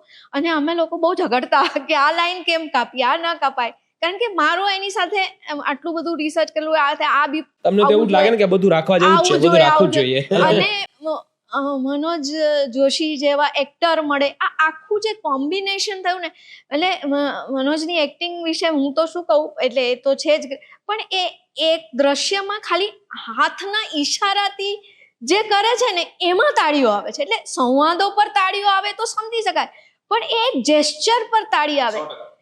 પણ જેમ I would totally agree with Gitaben કે 2 વસ્તુ એનામાંથી હું તમને આમાં જોડીશ. એક તો એટલું બધું હતું that I had to be cruel at some time to cut something. કારણ કે જો એ કૃતિને અન્યાય થાય, જો હું એટલી બધી લાંબી કરું કે પછી લોકોને બોરિંગ લાગે, એટલે એમાં કેટલું હૃદય ઉપર પથ્થર રાખીને ગીતાબેનની નારાજગી, સંઘર્ષ, અમારા સંવાદો, મનોજભાઈનો એક point of view, he is સચ a strong believer of certain things અને સ્ટ્રોંગ હેડેડ પર્સન. વચ્ચે દિગ્દર્શક હતો, એક બાજુ લેખિકા, એક બાજુ અભિનેતા અને વચ્ચે દિગ્દર્શક. એટલે મેં પછી પાછું બ્લડ રિપોર્ટ ને એ પણ કરાવ્યો મારો. એટલે મેં કીધું આમાં કોલેસ્ટ્રોલ વધી ગયું હોય, કોઈ મને લિટરલી આખું શો રિલીઝ થઈ ગયું ને પછી, કારણ કે એટલું બીપી વધી ગયું હોય, કારણ કે બીજી બાજુ એક કમર્શિયલ ડિમાન્ડ હોય કે અમુક લેન્થથી વધારેનું પ્લે ન ચાલે, અને બીજી બાજુ આઈ વોઝ આન્સરેબલ નહીં, પણ હું કેના માટે બનાવી રહ્યો છું. ધનરાજ નથવાણી ને ભૂમિ નથવાણી આની પાછળ છે. નીમટ્રી પ્રોડક્શન, જેને રાજાધીરાજ બનાવ્યું છે. એક લેવલ ઓફ પ્રોડક્શનની અપેક્ષા છે બધા માટે કે રાજાધીરાજના મેકર્સનું આ બીજું પ્લે છે. રાજાધીરાજે મ્યુઝિકલ્સની દુનિયા બદલી નાખી. તો મારું એવું બનાવી જ ને સર, બદલવાની તો વાત દૂર, બનાવી જ નવું કેટેગરી ક્રિએશન જ એમને કર્યું. એને કર્યું. હવે એવી જ રીતે સરદારનું ચેલેન્જ જે હતું કે એક બોક્સ થિયેટર, બોક્સ સેટ વાળા, જે આપણે ઘરના ફ્લેપ્સ વાળા જ નાટકો જોઈએ, because it is pure theatre, આ મ્યુઝિકલ નથી, નાટક છે. એને એક એવું ક્લેવર ને કલર આપવો કે જે કદાચ ઇન્ડિયામાં થોડું ગેમ ચેન્જિંગ બની જાય. તો એ ઇન્ટરેસ્ટિંગ રાખીને બનાવવાનું ને સાથે સાથે એક સમય મર્યાદામાં પણ બનાવવાનું. અને એટલા જ પ્રસંગો, એટલે જે ત્રાવણકોર કહ્યું ખૂબ જ ઇન્ટરેસ્ટિંગ છે. Sir, before we go to Travancore પ્રસંગ, તમને ખાલી એક વાત કહી દઉં. તમને એવું લાગતું હશે કે ઘણું બધું કાપવું પડ્યું કૃતિના ફેવરમાં, પણ પ્લે પત્યા પછી હું જેટલા લોકોને મળ્યો, કારણ કે પતે પછી આપણે બારેની વાતો કરતા હોય ને, ત્યારે બધા એક જ વાત કરતા હતા કે પેલો પ્રસંગ રહી ગયો, પેલું રહી ગયું. એટલે કોઈના મોઢામાં એવી વાત નહોતી કે આ બહુ લાંબુ હતું. લોકોને અફસોસ હતો કે આ રહી ગયું. એ તો કે એમની સાથે જો 4 કલાકની લોકો ધુરંધર જોઈ શકતા હોય પિક્ચર, અને જો સત્વશીલ નાટક હોય, ઓકે, તો લોકો જુએ જ છે. આપણને એવો ભય છે કે આપણી જે મેન્ટાલિટી છે આજકાલ 6 સેકન્ડની કે 10 સેકન્ડની રીલવાળી મેન્ટાલિટી થઈ ગઈ છે, પણ આ રિયલ છે. એટલે એમાં લોકો એટલી જ તન્મયતાથી, એટલા જ એનગ્રોસ થઈને અને એવા જ ભાવથી અંદર બેસે છે.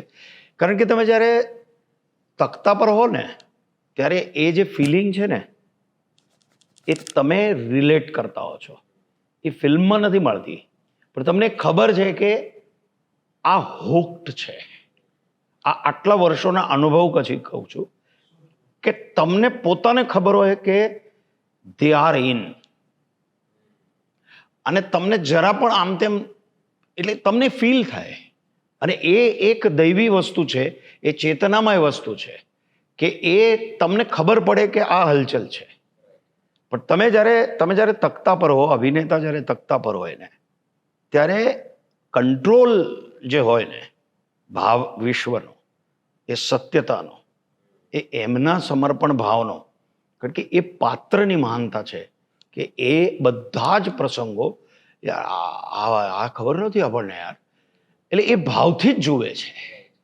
અને એટલે 3.5 કલાકનું નાટક હોય કે 3 કલાકનું નાટક હોય, જો સત્વશીલતા હોય તો લોકો બેસે છે.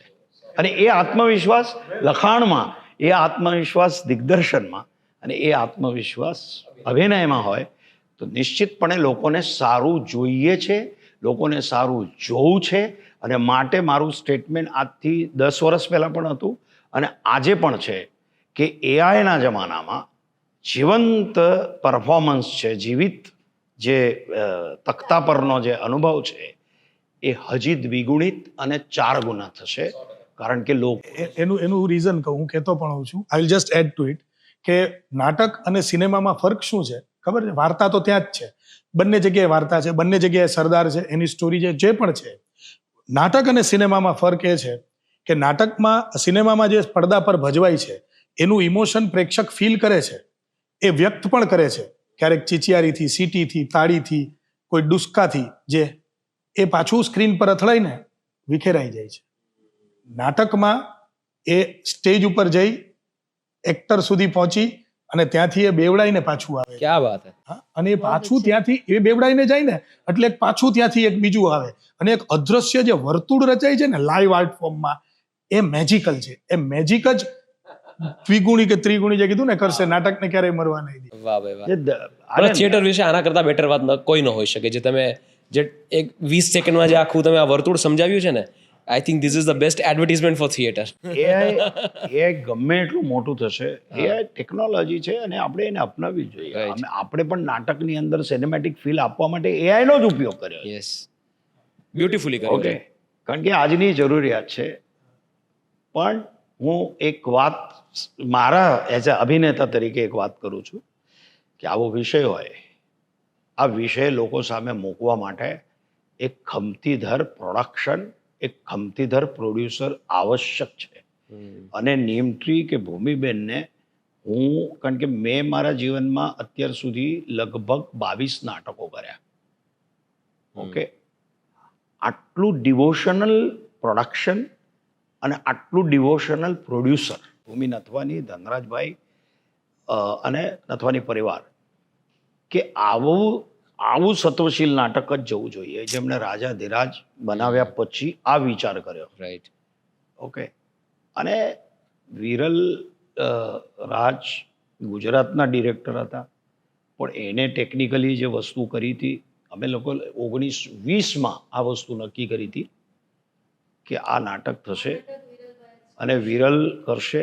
I will be a creative director back. અને એવી રીતે જ આ આખી વસ્તુ થઈ. પણ heads of again and again I M telling you કે આવા પ્રોડ્યુસર આવા નાટકને મળવા, આ સબ્જેક્ટને મળવા, કારણ કે નહીં તો આ નાટક આ રીતે આ એક્સપિરિયન્સ સાથે ન મળતા.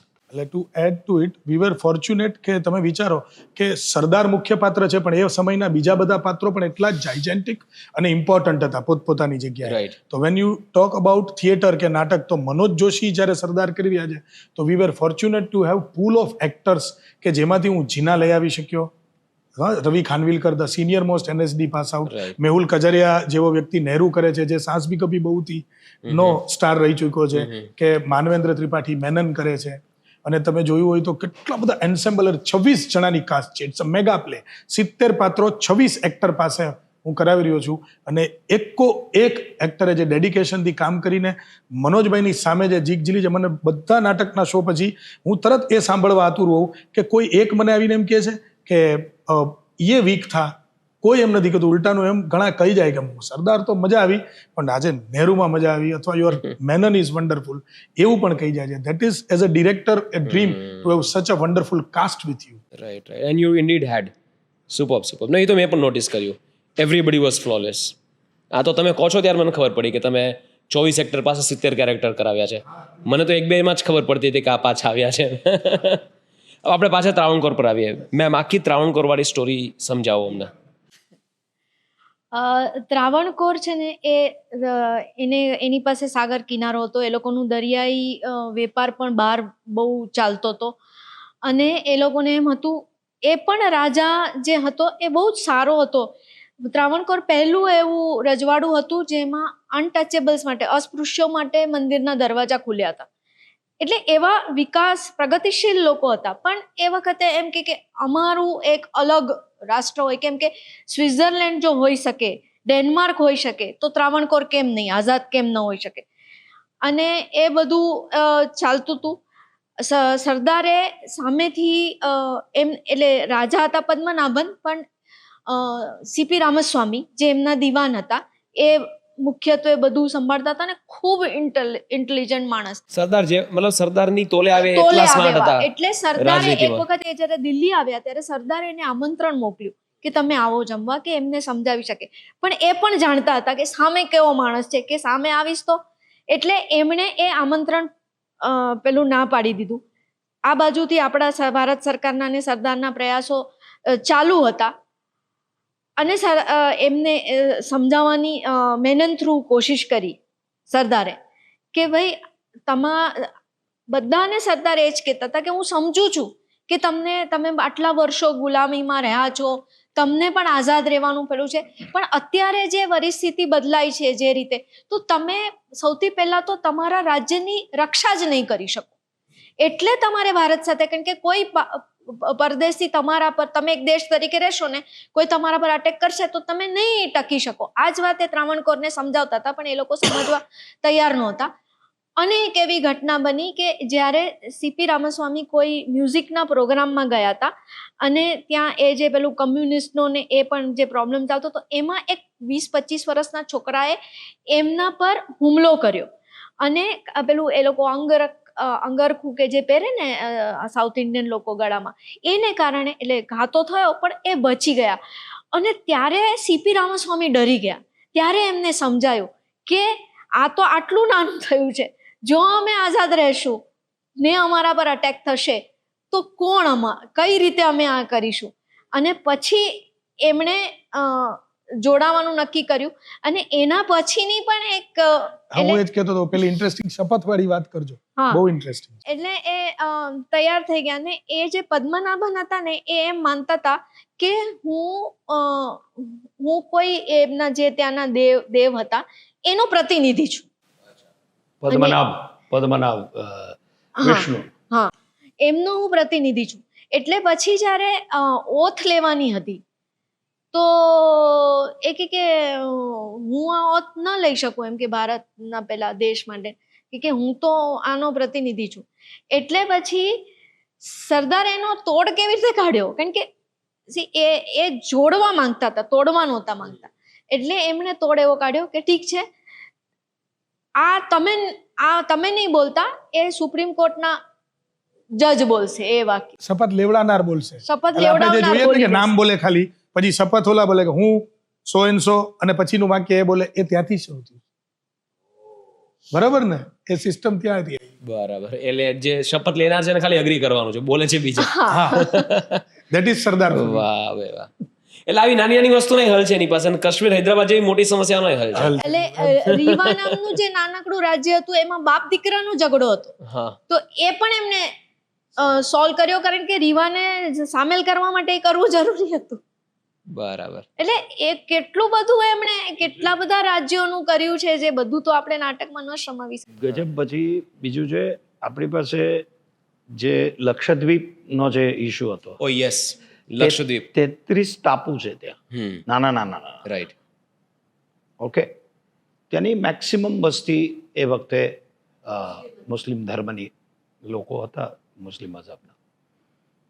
હવે જિન્નાને એ પણ કાબીજ કરવું હતું. 15મી ઓગસ્ટની બધા પેલામાં મશગુલ છે, યસ, સેલિબ્રેશનમાં. પણ એક વ્યક્તિ અસ્વસ્થ છે, સરદાર, અને નીકળી જાય છે ત્યાંથી ઇન્ટેલિજન્સ રિપોર્ટથી. માત્ર 2 કલાક પહેલા એ જહાજ પહોંચ્યું, ત્યાં તિરંગો લહેરાયો. હવે આની પાછળનું એક એ રહસ્ય કોઈને જ ખબર નથી કે 3 જહાજો હતા આપણી પાસે. એક માઉન્ટબેટન પાસે, એક ભારત સરકાર પાસે, અને એક મૈસૂરના મહારાજા પાસે. બરાબર. તો મૈસૂરના મહારાજા જે વડિયાર હતા, એમણે આ જહાજ, એટલે સરદારને એમ કીધું હતું કે તમારે ક્યાંય પણ કોસ્ટલમાં ફરવું હોય, આ જહાજ એની માટે છે, રાષ્ટ્ર માટે, તમારી માટે. બરાબર. અને એ જ જહાજનો ઉપયોગ કરી પાકિસ્તાનનું જહાજ આવે એ પહેલા આપણે એની ઉપર તિરંગો લહેરાતો હતો. રાઈટ. તો આવા પણ મહારાજાઓ 3 કલાક મોડા પડ્યા હોત તો એ લક્ષદ્વીપ ચાલ્યું ગયું. ને એમણે એ પણ તૈયારી કરી રાખી હતી કે કારણ કે ત્યાં મુસલમાનો છે, મુસ્લિમ લીગ છે, એટલે ત્યાંના લોકો આપણે દરિયા પરથી તો લઈ લીધું, પણ જમીન માર્ગે પણ એ લોકો આવી શકે એમ છે. તો એના માટે આ મૈસૂરના જે હતા રામસ્વામી અને એના ભાઈ લક્ષ્મણ સ્વામી, રામસ્વામી મૈસૂર સ્ટેટના દિવાન હતા. તો એમણે આ 15મી ઓગસ્ટ પહેલા એમને ફોન કરીને કહી દીધેલું કે તમે જજો. તો તે વખતે એ પોલીસ પાસે હથિયારો પણ નહોતા, તો કે લાકડીઓ તો છે ને, લાકડીઓ લઈને તમે જજો. એટલે આ તરફ દરિયાઈ માર્ગે આપણું જહાજ જે આમ મૈસૂરના મહારાજાએ આપણને આપ્યું હતું, રાધર સરદારને દેશ માટે આપ્યું હતું, એ પહોંચ્યું. અને ત્યાંના જે ગવર્મેન્ટના પેલા હતા કે પોલીસ સ્ટેશનો હતા, એ બધા પર પણ એમણે કબજો લઈ લીધો હતો. અને એ વખતે કે જ્યારે કોઈને લક્ષદ્વીપ ધ્યાનમાં જ નહોતું, કારણ કે સેલિબ્રેશનના મૂડમાં હતા બધા. આ બધી ઘટના 14 ઓગસ્ટની રાત ને 15 ઓગસ્ટની રાત સુધીમાં બની. અને આ હું એક વસ્તુ કહીશ તમને કે આ બધો ઇતિહાસ એ આજની જેનજી જનરેશનને ખબર જ નથી. એ લોકો પ્રયત્ન પણ મોટા નથી, પ્રયત્ન નથી ને. જેન્ઝીને મિલેનિયલ્સ કે એના પહેલાના ને. એટલે અમારા પેઢી પછીની પેઢી પણ છે, એમને પણ મને પણ નહોતી ખબર. મને પણ લક્ષદ્વીપ વિશે નહોતી ખબર કે સરદાર આટલી મહેનત કરી છે લક્ષદ્વીપને લેવા તો માટે. આ આપણે જે સ્વતંત્રતા ભોગવી રહ્યા છે, કે જે સ્વતંત્રતાનો આનંદ લઈ રહ્યા છે, કે આ દેશમાં આપણે બધું જ સ્વાતંત્ર્ય છે આપણને, તો સ્વાતંત્ર્ય જેના કારણે છે, જે માણસ કારણીભૂત છે આની માટે, એ માણસ, એ ઇતિહાસ આજની પેઢીએ પણ જાણવો જ રહ્યો. અને એ જ ઉદ્દેશ છે નીમ ટ્રીનો. અને મને લાગે છે કે ભૂમિ નથવાનીએ અને ધનરાજભાઈએ આ જ વિચાર કર્યો હશે અને માટે જે વિઝન કેળવ્યું કે આ નાટક શું કામ બનાવવું જોઈએ, શું કામ આ નાટક આ જનરેશન પણ લે અને જે જનરેશનને સાચો ઇતિહાસ ખબર નથી એ જનરેશન સામે પણ પહોંચે અને આ ભારતના જનમન સુધી પહોંચે. આઈ થિંક આ જ ઉદ્દેશ્ય છે નીમ ટ્રી એન્ટરટેનમેન્ટનો. 100%. અને આઈ થિંક યુવાનો સમજ છે અને જે રીતે હું જ્યારે જોવા આવ્યો મારી સાથે ઘણા બધા યુવાનો બેઠા હતા અને બધાને એવું થયું કે અમે આ નાટકને વધારે લોકો સુધી પહોંચાડવા માટે કંઈક કરીએ અને બધા પોતપોતાની રીતે પ્રયત્નશીલ થઈ પણ ગયા. વાહ. એટલે ઇમિડિયેટલી એફેક્ટ તો કરે છે કે યાર કોઈ એક વ્યક્તિનું કેટલું મોટું વિઝન હોઈ શકે કે at any given point of time એ ક્યાંય પણ હોય એ બધી સીમાઓ વિશે વિચારે છે, ભારત દેશના હરેક નાગરિક વિશે વિચારે છે, ભારત દેશમાં દુઃખી થતા હરેક વ્યક્તિ વિશે વિચારે છે. મતલબ લક્ષદ્વીપનું પણ વિચારવું જ્યારે જશ્ન મનાવવાનો સમય હતો 14મી ઓગસ્ટની રાતે જ્યારે બધા જશ્ન મનાવતા હતા, સેલિબ્રેશન કરતા ત્યારે સરદાર ત્યાંથી નીકળી ગયા કે આની માટે મારી પાસે સમય નથી, મારે લક્ષદ્વીપ બચાવવાનું છે. Yes, right. એટલે આપણે થાય કે એ કેવું સમર્પણ હશે એ વ્યક્તિનું કે થોડો પણ સમય એમણે પોતાની માટે કે પોતાના સેલિબ્રેશન માટે કે એન્જોયમેન્ટ માટે નથી વાપર્યો અને માત્ર દેશ માટે સમગ્ર સમય અને પોતાના. આ બધા વખતે એની ઉંમર 75. ઇમેજિન 72. આપણા રાષ્ટ્રનો રિયલ હીરો જે સ્ટેચ્યુ ઓફ યુનિટી ઊભું છે આટલું મોટું વિશ્વમાં બધાની સામે, એ એવી ઉંમરના વ્યક્તિ આ કામ કર્યું એના જીવનના એ કાળમાં. રાઈટ. હા, તો જ્યારે એ એની જોવાનું. હેલ્થ એટલી ખરાબ હતી, બહુ જ ખરાબ હેલ્થ સામે એ લડી. હવે આજે ગુજરાતમાં જે નર્મદાનું જે વિઝન છે એ સરદારે એ સમયે એ સમય વિચારેલું વિચારેલું vision છે. સર એમના વિઝનની વાત જો કરીએ ને, મને હમણાં અમે લોકો રિસર્ચ કરતા ત્યારે એક વસ્તુ બહાર આવી, જ્યારે ચીને તિબેટ પર હુમલો કર્યો અને તિબેટને કબજે કર્યું ત્યારે પણ સરદારે નહેરુજીને લેટર લખેલો ચેતવ્યા છે હતા. કે આવું આપણી સાથે પણ થઈ શકે છે અને ચાઇના કરશે કારણ કે વિસ્તારવાદી નીતિ છે એની અને કરશે ને 62માં આપણે જોયું જે થયું. આ એ પ્રસંગ વિશે કોઈ થોડો પ્રકાશ ફેંકી શકે તો? એટલે એના વિશે મારું બહુ ડિટેલમાં મારું પેલું નથી, પણ આ બધા પત્રો અવેલેબલ છે જે નહેરુજી અને સરદાર વચ્ચે જે થયા છે પત્રો, એ બધા પત્રો અવેલેબલ છે. બરાબર. પણ એના પર મારો એટલો અભ્યાસ નથી. ઓકે.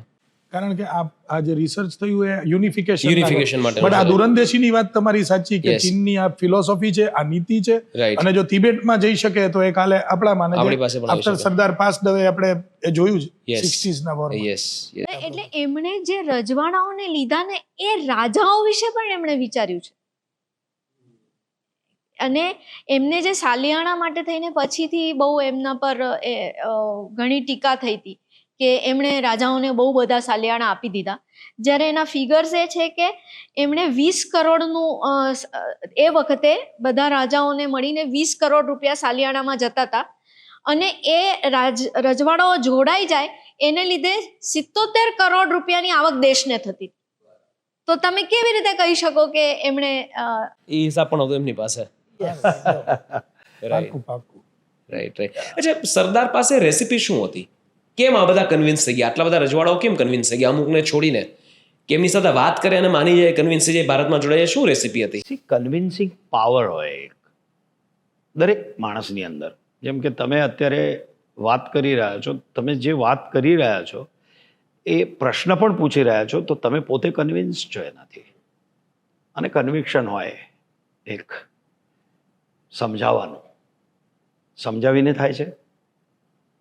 એટલે ચારે નીતિના જે પ્રમાણો છે કે સામ, દામ, દંડ અને ભેદ, તો બધાનો ઉપયોગ કર્યો છે એમણે. પણ સંભાષણ કૌશલ્ય કે જેમ કે ગીતાબેને કીધું કે 1.5 કલાકમાં માત્ર જામ સાહેબને, કારણ કે ગાંધીજીને પણ કહે છે કે સમझाएंगे तो समझ जाएंगे जाम साहब, उनके अंदर जो अच्छाइयाँ हैं उसको हम जागृत करने की कोशिश करेंगे. 1.5 કલાકમાં સમજાવી શકે છે. જો બીજા બિકાનેર, આપણે પટિયાલા, બરોડા અને બાકી જે બધા રાજાઓ છે એમને ઘરે બોલાવીને, એટલે કે ભોજન પોલિસી, જેના અન્ન ભેગા એના મન ભેગા. હા, જેના અન્ન ભેગા એના મન ભેગા. અને માત્ર એટલે એ કન્વિક્શન હોય ભાઈ આ છે અને તમારા માટે સારું છે. એ કન્વિન્સિંગ પાવર એમની અંદર હતી, સંગઠન કૌશલ્ય હતું એની અંદર જબરજસ્ત, દૃઢ ઈચ્છા શક્તિ. મને એક વાત એ પણ આજના- લાગે છે કે એ જે હતી એ એમનામાં જે સત્ય હતું, જે નિષ્ઠા હતી, નિષ્ઠા. જે રાષ્ટ્રભક્તિ હતી, અને રાજાઓને એ સમજાતું હતું કે આ માણસ પોતાના અંગત સ્વાર્થ માટે કશું કાંઈ નથી કરી રહ્યો, એ દેશના હિત માટે, પ્રજાના હિત માટે કરી રહ્યો છે. એ પોતે એ જીવતા હતા એટલા માટે. એટલે હું એટલે આજે એના પર કાંઈ વિશ્વાસ સમજો, વધારે. આચરણથી એમને તમાકુ ખાતી હોય ને તમને સલાહ આપું કે નહીં ખાવ તો એનો કોઈ અર્થ નથી સરતો. એવી રીતે એ પોતે એ માનતા હતા, જીવતા હતા, અને એમણે પહેલા સર્વસ્વ અર્પણ કર્યું હતું, પછી એ રાજાઓ પાસે માંગતા હતા. ત્યારે એક વાક્ય છે બીજું એની નાટકની ગુણ અંદર. કહું, તમે રેસીપી કીધી ને, તો એ છે માણસ ઓળખવાની એનામાં જબરજસ્ત તાકાત હતી. આપણે જેને અત્યારના HR ના હેડ કહીએ ને, કે કોઈ HR ડિપાર્ટમેન્ટ કે માણસ રિક્રુટ કરે, એ કેટલો બધો અભ્યાસ કરે, એ એનામાં કેટલી કુને હશે કે VP મેનન રિટાયર થવાના હતા, અને એને માઉન્ટ બેટને ગવર્નર જેવું પદ ઓફર કર્યું હતું રિટાયરમેન્ટ પછી. એ રિટાયર થયેલા માણસને, રિટાયર થવાનાર માણસને, અને ગવર્નર, ભારતના ગવર્નર બનવું એટલે હા એવું કંઈક એને મોટું પદ આપત કે તમે આરામ કરજો, તમે રજા. આ બધા બ્યુરોક્રેટ્સ ની વચ્ચેથી, ત્યારે આઈ થિંક ICS હતું, IAS નહોતું, ઇન્ડિયન સિવિલ સર્વિસ, એમાંથી એને VP મેનન જેવા દાણિયા જેવું વ્યક્તિત્વ કાઢવું, અને વિરોધ છતાં નહેરુજી પ્રપોઝડ આયંગર કે આમને લઈએ કે નહીં, મેને VP મેનન કો ચુન લિયા, અને એને કન્વિન્સ કરવા કે રિટાયરમેન્ટ પછી દેશ માટે આવી જાઓ. આજના HR નો ક્લાસ હતો એ જે સીન છે ને, કે કેવી રીતે કોઈને કન્વિન્સ કરો ને માણસ કેમ પસંદ કરવો, એની સિલેક્શન ઓફ હ્યુમન બિંગ, અને એને કઈ જવાબદારી દેવી હોય. અને કયા માણસ સાથે કેવી રીતે ડીલ કેવી કરવું, રીતે deal માણસને કરવું. સમજી સરદાર એક જગ્યાએ બોલ્યા છે કે હું કોઈ પણ માણસને એક વખત જોઉં ને, પગથી માથા સુધી જોઉં ને, તો હું એને માપી લઉં. એવું એ પોતે બોલ્યા છે એક જગ્યાએ. ઓહો. એટલે એ કૌશલ્ય હોવું, સામેવાળાને ઓળખીને એ રીતે વાત કરવી કે આ રીતનો છે. જેમ કે જોધપુરનો યંગ છોકરો રાજા હતો, એને ઠપકો આપીને. હા, તો એને કેવી રીતે ડીલ કરવું એ એમને ખબર હતી. એટલે જ એ જ્યારે બધા રાજાઓને બોલાવે છે ત્યારે કહે છે કે ભાઈ आपके हीरे जवाहरात लेकर मैं क्या करूँगा, मुझे नहीं, ये बंगला भी मेरी ज़रूरत से ज़्यादा बड़ा है भाई, मुझे नहीं चाहिए, और आपकी निजी मिल्कियत न मुझे चाहिए ना भारत सरकार को चाहिए. કેમ જોઈએ છે, કેમ એકત્રિત રાષ્ટ્ર, કેમ એકાત્મ રાષ્ટ્ર જરૂર છે કે તમે તમારા રાજ્યનું પણ સંરક્ષણ કરી શકો. તમે સંરક્ષણ એકલા નહીં કરી શકો, વિદેશ નીતિ કે સંચાર વ્યવસ્થા તમને અનુભવ પણ નથી એનો. તો કઈ રીતે કોને સમજાવવો, એટલે જ એ બધા પ્રમાણોનો, બધા નીતિ પ્રમાણોનો ઉપયોગ કર્યો એમણે, કારણ કે એમનામાં એ કૌશલ્ય હતું, અને એ કૌશલ્ય દૈવી શક્તિ હોય છે. 317નું જે કલમ છે ને, આ તો નાટકનો વિષય નથી, પણ છતાંય એમણે એ વખતે કીધું હતું કે ભાઈ આજે હું નથી, કાલે નહીં હોઈએ, આ આવતીકાલે જ કોઈ આવશે તો બદલશે. આંબેડકરનો પણ વિરોધ હતો. અને બીજું, જુનાગઢનો જે નિર્ણય લીધો એમણે, ઓકે, પત્યું, બધા પછી કહેવા માટે બધાને હાથ ઉપર કર્યા બધાએ. એમાં કેટલા 90 લોકોએ, 91 લોકોએ પાકિસ્તાનના હાથ ઉપર કર્યા, કારણ કે આ બધું થયું હતું ગોટાળો. તો ગોટાળો પણ રિપેર કરી અને ત્યાંથી મુનશીજી સાથે ગયા સૌરાષ્ટ્ર, સોમનાથ, અને જે આક્રાંતાઓએ, એટલે ગગનભેદી 17 વાર તોડ્યું, અને એનો જીર્ણોદ્ધાર કરવાનો સંકલ્પ સાગર કિનારે લીધો. અને રાષ્ટ્રીય સંપત્તિથી નથી કરવું એવું ગાંધીજીનું મત હતું, પણ ટ્રસ્ટ બનાવ્યું, અને એ ટ્રસ્ટમાં આઈ થિંક આમણે પણ મુનશી જામ સાહેબ જામ સાહેબે પણ પોતાનું પ્રદાન આપ્યું, ડોનેશન આપ્યું. અને પછી પબ્લિક ટ્રસ્ટ બનાવી. અને આજે આપણે જે જાજરમાન સોમનાથ જોઈએ છે, એ કેટલી મોટી દ્રષ્ટિ હશે, કેટલી મોટી. અને એ જ સોમનાથ મંદિરના ઉદ્ઘાટન પ્રસંગે રાષ્ટ્રપતિ ન જાય માટે નહેરુએ રાજેન્દ્ર પ્રસાદને ના પાડી હતી, છતાં રાજેન્દ્ર પ્રસાદ આવ્યા. અને આજે દૈદીપ્યમાન સોમનાથ, જે આખા ભારતનું દૈવત છે, ઓકે, જે એટલા માટે, એટલે દરેકે દરેક જગ્યાએ એમણે બહુ જ સૂક્ષ્મતાથી અને બહુ જ પોતાની કુનેહ બુદ્ધિમત્તાથી દરેક પ્રોબ્લેમ એમણે હેન્ડલ કર્યો છેલ્લી ઘડી સુધી. એટલે છતાંય એ જ્યારે હૈદરાબાદ પર એક્શન લેવાની પોલો ઓપરેશન પોલો કરે છે 13 સપ્ટેમ્બરે, ત્યારે કહે છે કે મરને સે પહેલે મેં જરૂરી કામ પૂરે કર જાના ચાહતા હું.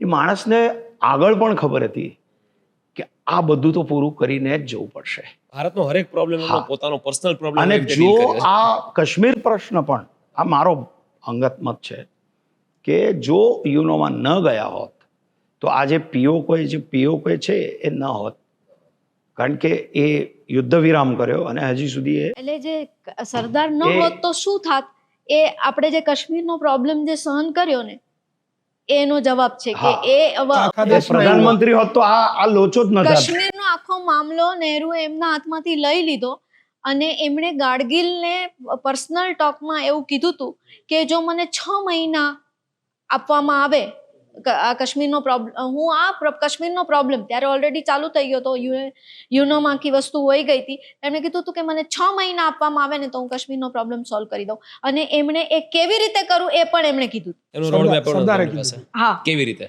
એમણે કીધું હતું કે બધા શીખોને હું ત્યાં વસાવી દઉં, કારણ કે એ આખી જે આપણી સુરક્ષિત રાખી વોરિયર શકે. Warrior વોરિયર છે. લડાકુ કોમ, રાઈટ. એટલે એમ કે હું બધા શીખોને ત્યાં વસાવી દઉં અને મારી પાસે આખો પ્લાન છે, હું 6 મહિનાની અંદર પ્રોબ્લેમ સોલ્વ કરી દઉં.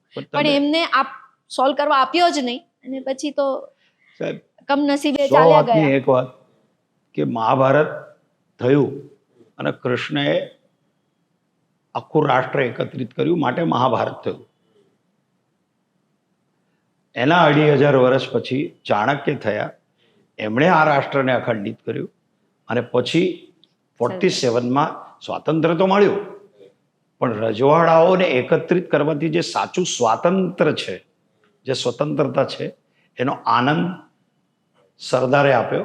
એટલે એના પછી સરદારે આખા ભારતને એકત્રિત કર્યું અને જે કાશ્મીર 370-35 એ બાકી હતું એ અત્યારની પ્રધાનમંત્રી મોદીની ગવર્મેન્ટે અને અમિતભાઈએ, એટલે આ સર્કલ છે ને આવી રીતે પૂર્ણ થયું કે એ અત્યારે પૂર્ણ થયું. હવે તો આ પીઓકે લખી બાકી છે, હવે પીઓકે બાકી.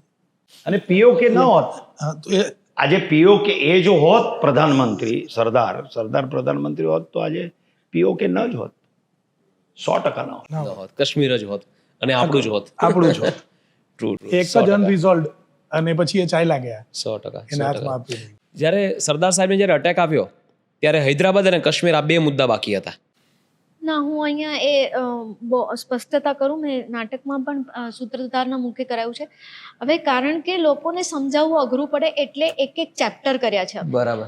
એવું નહોતું કે આ ભોપાલ કમ્પ્લીટ કર્યું, ચલો હવે આનો ત્રાવણકોરનો પ્રોબ્લેમ હાથમાં લઈએ. ના, બધું parallel બધું ચાલતું હતું. સાયમેલ્ટેનિયસલી ચાલતું હતું. ઓહો. એટલે તમે વિચાર કરો કે એ સમજવા માટે પણ આપણને કદાચ 3 વર્ષ લાગે. એટલે રોજ ઓફિસે જાય ત્યારે તરાવણકોરે સળગતું હોય, આ બાજુ જુનાગઢનો પ્રશ્ન આવે, હૈદરાબાદમાંથી કંઈક બીજું ઉડતું તીર આવે, કાશ્મીરથી આવે ને બધું આખા દિવસ એટલે આ બધું એક સાથે ચાલતું હતું.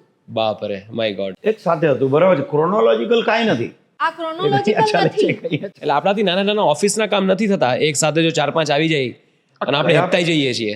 આ તો કેવા પ્રશ્નો કે ઇતિહાસમાં આગળ જઈને એના કેટલા મોટા રિપરકશન્સ હોય છે આપણે કાશ્મીરમાં જોઈએ છીએ. આવા કેટલા પ્રશ્નો પેરેલલી સોલ્વ કરવાના. શું સ્ટ્રેસ હશે, કયા પ્રકારનો સ્ટ્રેસ હશે ને એ સ્ટ્રેસ મેનેજમેન્ટ એમણે કેવી રીતે કર્યું હશે એ વિચાર કરીને જ હેપતાઈ જવાય કે આ કયા પ્રકારની વિશાલ, એટલે આ મહામાનવ જ હતા, નહીં તો શક્ય નહોતું. એટલે આપણે જ્યારે સ્ટેચ્યુ ઓફ યુનિટી જોઈએ ને, જ્યારે આ બધા કામો સાંભળીએ, નાટક જોઈએ, એમના વિશે વાંચીએ, એમને સમજીએ, ત્યારે એમ લાગે કે ના, હી ટ્રુલી ડિઝર્વ્સ ધીસ. આના કરતાં પણ હજી 5 ગણી મોટી મૂર્તિ જો બની શકતી હોત ને તો પણ એમની પ્રતિભાને એમના વ્યક્તિત્વ માટે તો બહુ નાની કહેવાય, જે કામ સરદારે કર્યું છે. પુસ્તકમાં લખ્યું છે કે સરદારનું કદ એટલું મોટું હતું ને કે આ પ્રતિમામાં પણ સમાવી ન શકાય. ન સમજી આપણે શકાય. એટલે એઝ અ આપણે ગુજરાતી છીએ અને ગૌરવ છે કે સરદાર, અને તમને કહું સરદાર માટે ગૌરવ એટલા માટે છે કે ગુજરાતની ધરતી પર જેમણે જન્મ લીધો અને આખું આખું રાષ્ટ્ર એકત્રિત કર્યું. એટલા માટે આપણા માટે, ભારત માટે પણ ગૌરવની વાત છે ને. એઝ અ ગુજરાતી તરીકે બહુ જ, એટલે મારી પાસે શબ્દો નથી એ વર્ણન કરવા માટે. હવે આપણે હૈદરાબાદ પર આવ્યા. સૌથી કોમ્પ્લિકેટેડ જે કિસ્સો હતો હૈદરાબાદનો, the ulcer in the heart of India, ભારતના હૃદયમાં પડેલી ચાંદી એ સમયની, એ હૈદરાબાદ હતી. અને ખૂબ સળગતો પ્રશ્ન. અને સરદાર સાહેબને સૌથી વધારે સ્ટ્રેસ જો કોઈ જગ્યાથી હતું તો હૈદરાબાદથી હતું. એ મુદ્દો આપણે થોડો ડિટેલમાં ચર્ચા કરીએ કે કેવી રીતે હૈદરાબાદમાં તકલીફ શું હતી અને પછી સરદાર સાહેબે કેવી રીતે સોલ્વ કરી. એટલે હૈદરાબાદના તકલીફ જે તમે એના રાજાનું જે સપનું હતું, જેમ અમે કહ્યું કે ઓસ્માનિસ્તાન એક બનાવવું આખું દક્ષિણ ભારત, નિઝામનું, એના રાજા નિઝામ જે હતા એનું, અને બહુ રીચ માણસ હતા, બહુ વિશ્વના સૌથી ધનવાન માણસોમાંના એ એ હતા એક ત્યારે. હતા. અને એના પાછા રૂટ્સ એના લગભગ 8 કે 10 વર્ષ પહેલાથી જાય છે. ના, આપણે લગભગ 1932માં, હું ન ભૂલતી હોઉં તો, લંડનમાં એક મીટિંગ થઈ હતી ને ત્યાં એ લોકોએ નક્કી કર્યું હતું કે ઓસ્માનિસ્તાન બનાવવું. અને એ ઓસ્માનિસ્તાનના રાજા સુલતાન બનવાનું એનું સપનું હતું. અને એ સુલતાન એકદમ બનવાનું સપનું હૈદરાબાદના નિઝામનું નિઝામનું હતું. અને નિઝામ બહુ જ સનકી અથવા એવા પ્રકારનો માણસ હતો. અને એણે એનો જે એડવાઇઝર હતો એ મોન્કટન હતો, વોલ્ટર મોન્કટન, જે માઉન્ટબેટનનો ખાસ મિત્ર હતો. બરાબર. અને એકચ્યુઅલી આખો જે વિલીનીકરણ હતું એ સરદારના હાથમાં હતું, પણ નહેરુએ એ આખું હૈદરાબાદનો મામલો માઉન્ટબેટનને સોંપી દીધો. અને ત્યારે સરદારે કીધું હતું કે નહેરુને મોઢા પર કીધું હતું કે માઉન્ટબેટન આ સોલ્વ નહીં કરી શકે, અને છતાં પણ એની જીતથી એણે આપી દીધું. અને આખો જે હૈદરાબાદનો મામલો છે એ લગભગ 1.5-2 વર્ષ ચાલ્યો હતો. અને 1 વર્ષ તો સ્ટેન્ડ સ્ટીલ અગ્રીમેન્ટ થયું હતું. એટલે જે બાકીના કોઈ રજવાડાઓમાં નહોતું થયું એ હૈદરાબાદમાં થયું. 1.5-2 વર્ષ એટલે આઝાદી પછી કેટલા ટાઈમ સુધી એ આપણામાં ભળ્યું નહોતું. એ સોલ્વ નહોતો થયો પ્રોબ્લેમ. એને પાકિસ્તાનનો સપોર્ટ હતો. મોન્કટન માઉન્ટબેટનનો ખાસ મિત્ર હતો. અને એ લોકો મોન્કટને સલાહ આપી હતી નિઝામને કે તમે સમય ખેંચતા રહો. એટલે એ સમય જે ખેંચતા હતા એ દરમિયાન એ લોકો હથિયારો ને બાકી સપોર્ટ બહારના દેશોમાંથી પણ એક તો બહુ ઇન્ટરેસ્ટિંગ વાત એવી હતી કે નિઝામને બહારની કોઈ દેશનો સપોર્ટ લેવા જવું હતું. અને એના માટે એનું જે પ્લેન હતું ને એના માટે દિલ્હીમાં મને જગા આપો, એ પાછો એ આપણી પાસે જ માંગતો હતો, ભારત સરકાર પાસે માંગતો હતો. એટલે એને તો યુનોમાં પોતાને અલગ રાષ્ટ્ર તરીકે રિપ્રેઝન્ટેશન આપો, એટલું જ નહીં, એને નિઝામે એના પૈસાથી આ ગોવાનો એક આખો, એ પોર્ચુગીઝ પાસે હતું, તો ગોવાનો ખરીદી લેને તો આખો દરિયા કિનારો એને મળે. એટલે આંધ્રથી લઈને ગોવાનો દરિયા કિનારો લેવા પોર્ચુગીઝ પાસે એને ગોવા ખરીદવાની વાત કરી હતી. એટલે આ આખું, અને બહુ લાંબા ટાઈમ સુધી, because he was rich Nizam, he had all the resource, એની પાસે પોતાની આર્મી પણ હતી. ને બીજું, એણે બીજા વિશ્વ યુદ્ધ વખતે ઇંગ્લેન્ડને કરોડો રૂપિયાની સહાય કરી હતી. એટલે માઉન્ટબેટન બિંગ અ બ્રિટિશર એના પર એટલું પ્રેશર નહોતા લાવી શકતા, કારણ કે એના એહસાન હેઠળ હતા. બરાબર. એટલે આવા ઘણા બધા ફેક્ટર્સ હતા જે વર્ક કરતા હતા ને. એટલે સરદારને લાગતું હતું કે આ માઉન્ટબેટનના બસની વાત જ નથી. અને આ લોકો સમય કાઢતા હતા, એટલા બધા ડેલિગેશન આવે, ડેલિગેશન જાય. પણ સરદારે શું કર્યું હતું કે વીપી મેનનને કીધું હતું કે આ જે દરેક વાત ચાલી રહી છે હૈદરાબાદ વિશેની, એની મને બધી તમારે માહિતી આપતા રહેવાનું. અને પછી જે બહુ જ લાંબી આખી બધી જે પ્રક્રિયા ચાલી, એ તો એની એટલી બધી ડિટેલમાં વાત નહીં થઈ શકે. પણ પછી છેલ્લે એક એગ્રીમેન્ટ, મતલબ આપણે સાથે નિઝામનું કરવાનું નક્કી થયું, બધું એ ડ્રાફ્ટ થઈ ગયું બધું. અને માઉન્ટબેટન જવાના હતા પાછા, એટલે એ ગવર્નર જનરલ હતા અને પછી એ કાયમ માટે છોડીને જવાના હતા. અને એ જે એગ્રીમેન્ટ બન્યું હતું એના પર સરદાર સહી નહીં કરે એની માઉન્ટબેટનને ખબર હતી. એટલે એણે ઇમોશનલ કાર્ડ વાપર્યું કે છેલ્લે એ જતા પહેલા, ત્યારે દહેરાદૂનમાં, આ વચ્ચે સરદારને હાર્ટ એટેક આવી ગયો અને સરદાર દહેરાદૂનમાં આરામ કરી રહ્યા હતા. ત્યારે માઉન્ટબેટન એને છેલ્લી વિદાય લેવા માટે એમની પાસે ગયા. અને ત્યારે સરદારે એમને કીધું કે થેન્ક યુ, તમે મારા માટે, આ દેશ માટે, અમારા માટે જે કંઈ કર્યું એના માટે તો એમ કે તમે સાચે એવું માનો છો કે મેં તમારા અને તમારા દેશ માટે કંઈ કર્યું? તો એમ કે તમે આ એગ્રીમેન્ટ પર સહી કરી આપો. અચ્છા. આવું ઇમોશનલ કાર્ડ એણે વાપર્યું. એટલે સરદાર થોડીક વાર માટે ઊભા રહ્યા, એમણે સહી કરી આપી. એટલે માઉન્ટ બેટન ગયા એટલે એમને પૂછ્યું, આઈ થિંક મણિબેન કે મેં બેમાંથી એકે પૂછ્યું કે તમે આ અગ્રીમેન્ટ પર કેવી રીતે સહી કરી આપી? ચિંતા નહીં કર, નિઝામ નહીં કરે. અને હી વોઝ રાઈટ, નિઝામે નહીં કરી. ખાલી સરદારે કરીને એટલે મારે નથી કરવી છે, આમાં કઈક આપણી વિરુદ્ધ છે. એટલે એમનું એટલે એવો ખોફ હતો ભાઈ, એ ખોફ અચ્છા લાગ્યા.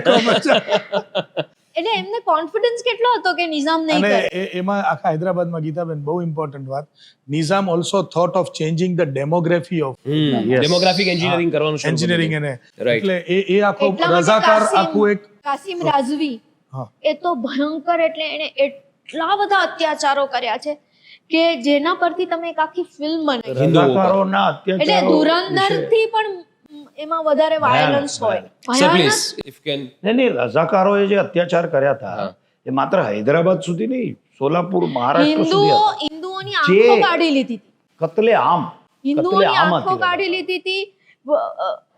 અસંખ્ય બળાત્કારો કર્યા હતા, હિન્દુ બ્રાહ્મણોને માર્યા હતા. એટલે આખી એક બહુ મોટી ગાથા થઈ શકે એટલું બધું એને કર્યું હતું ને એ બધું કાસિમ રાજવી અને એના રઝાકારો કરતા હતા. અને કાસિમ રાજવી હૈદરાબાદના નિઝામનો દિવાન. નહીં, દિવાન તો બીજો હતો. પછી એટલે કાસિમ રાજવીએ શું કર્યું, કાસિમ રાજવી એકદમ કટ્ટરવાદી હતો. એટલે એણે આ લોકોનું જે પ્રતિનિધિ મંડળ હતું, જેમાં મોંગટન પણ હતો, જેમાં છત્તારીનો નવાબ હતો, એટલે જે એનો દિવાન હતો એને છત્તારીનો નવાબ કહેતા હતા, એ હતો, બીજા 2-3 જણા હતા. એ બધાને કાસિમ રાજવીએ હટાવીને પોતાનું પ્રતિનિધિ મંડળ બનાવ્યું. અને એ પ્રતિનિધિ મંડળ ભારત સરકાર સાથે વાટાઘાટો કરવા જતું. અને પછી એમાં એ જ્યારે એકદમ વાત વણસી ત્યારે એ કાસિમ રાજવી પોતે ગયો મળવા માટે સરદારને. એ આખો સીન આપણે નાટકમાં લીધો છે. અને એને સરદારે કેવી રીતે આમ ઠંડકથી આમ એને જે રીતે એકદમ aggressive એક વાક્ય નાટકમાં મેં સાંભળ્યું કે જેવું હિટલરે યહૂદીઓ સાથે કર્યું હતું બીજા વિશ્વયુદ્ધ દરમિયાન, એના કરતા ખરાબ રઝાકારે હૈદરાબાદના રઝાકારોએ હિન્દુઓ સાથે કર્યું હતું હૈદરાબાદમાં. એટલે બુચર એટલે જેને કહેવાય ને કે કતલે આમ હતી. એટલે it was part કહું છું ને, of ફક્ત plan of- હૈદરાબાદ સુધી સીમિત નહોતું, એ મહારાષ્ટ્ર સુધી પહોંચ્યું હતું, સોલાપુર સુધી પહોંચ્યું. એટલે એની પર 2 ફિલ્મો મોટી બની શકે, 4 કલાક. આખું ખાલી હૈદરાબાદ પર બની શકે એટલું એટલે ઇટ એમાં was plan of changing demography, majority લઈ આવવા માટે બીજા ધર્મની. અને એટલે માત્ર એટલે કતલેઆમ એક રસ્તો, બહારના લઈ આવીને મુસલમાનોને વસાવવા એ બીજો રસ્તો, લગ્નો કરવા વધારે, ઇવન હિન્દુ ગર્લ્સ સાથે અને કન્વર્ટ કરવા એ ત્રીજો રસ્તો. એટલે 3 રીતે દેટ નિઝામ હેડ પ્લાન. એટલે એમાં રઝાકાર વોઝ વન બિગ ફેક્ટર એના એડવાઇઝરની. એટલે હૈદરાબાદ તો સોલ્વ ન થયું હોત તો અત્યારે થથરી જવાય એવું છે. તો હૈદરાબાદ આવ્યું કેવી રીતે, પછી કેવી રીતે સોલ્વ થયું એની વાત કરીએ. અલ્ટિમેટલી 13 day war પછી મિલિટરી એક્શન કરીને military સરદારે એમાં તો નહેરુએ વાંધો લીધો કે નહીં કરવા દો.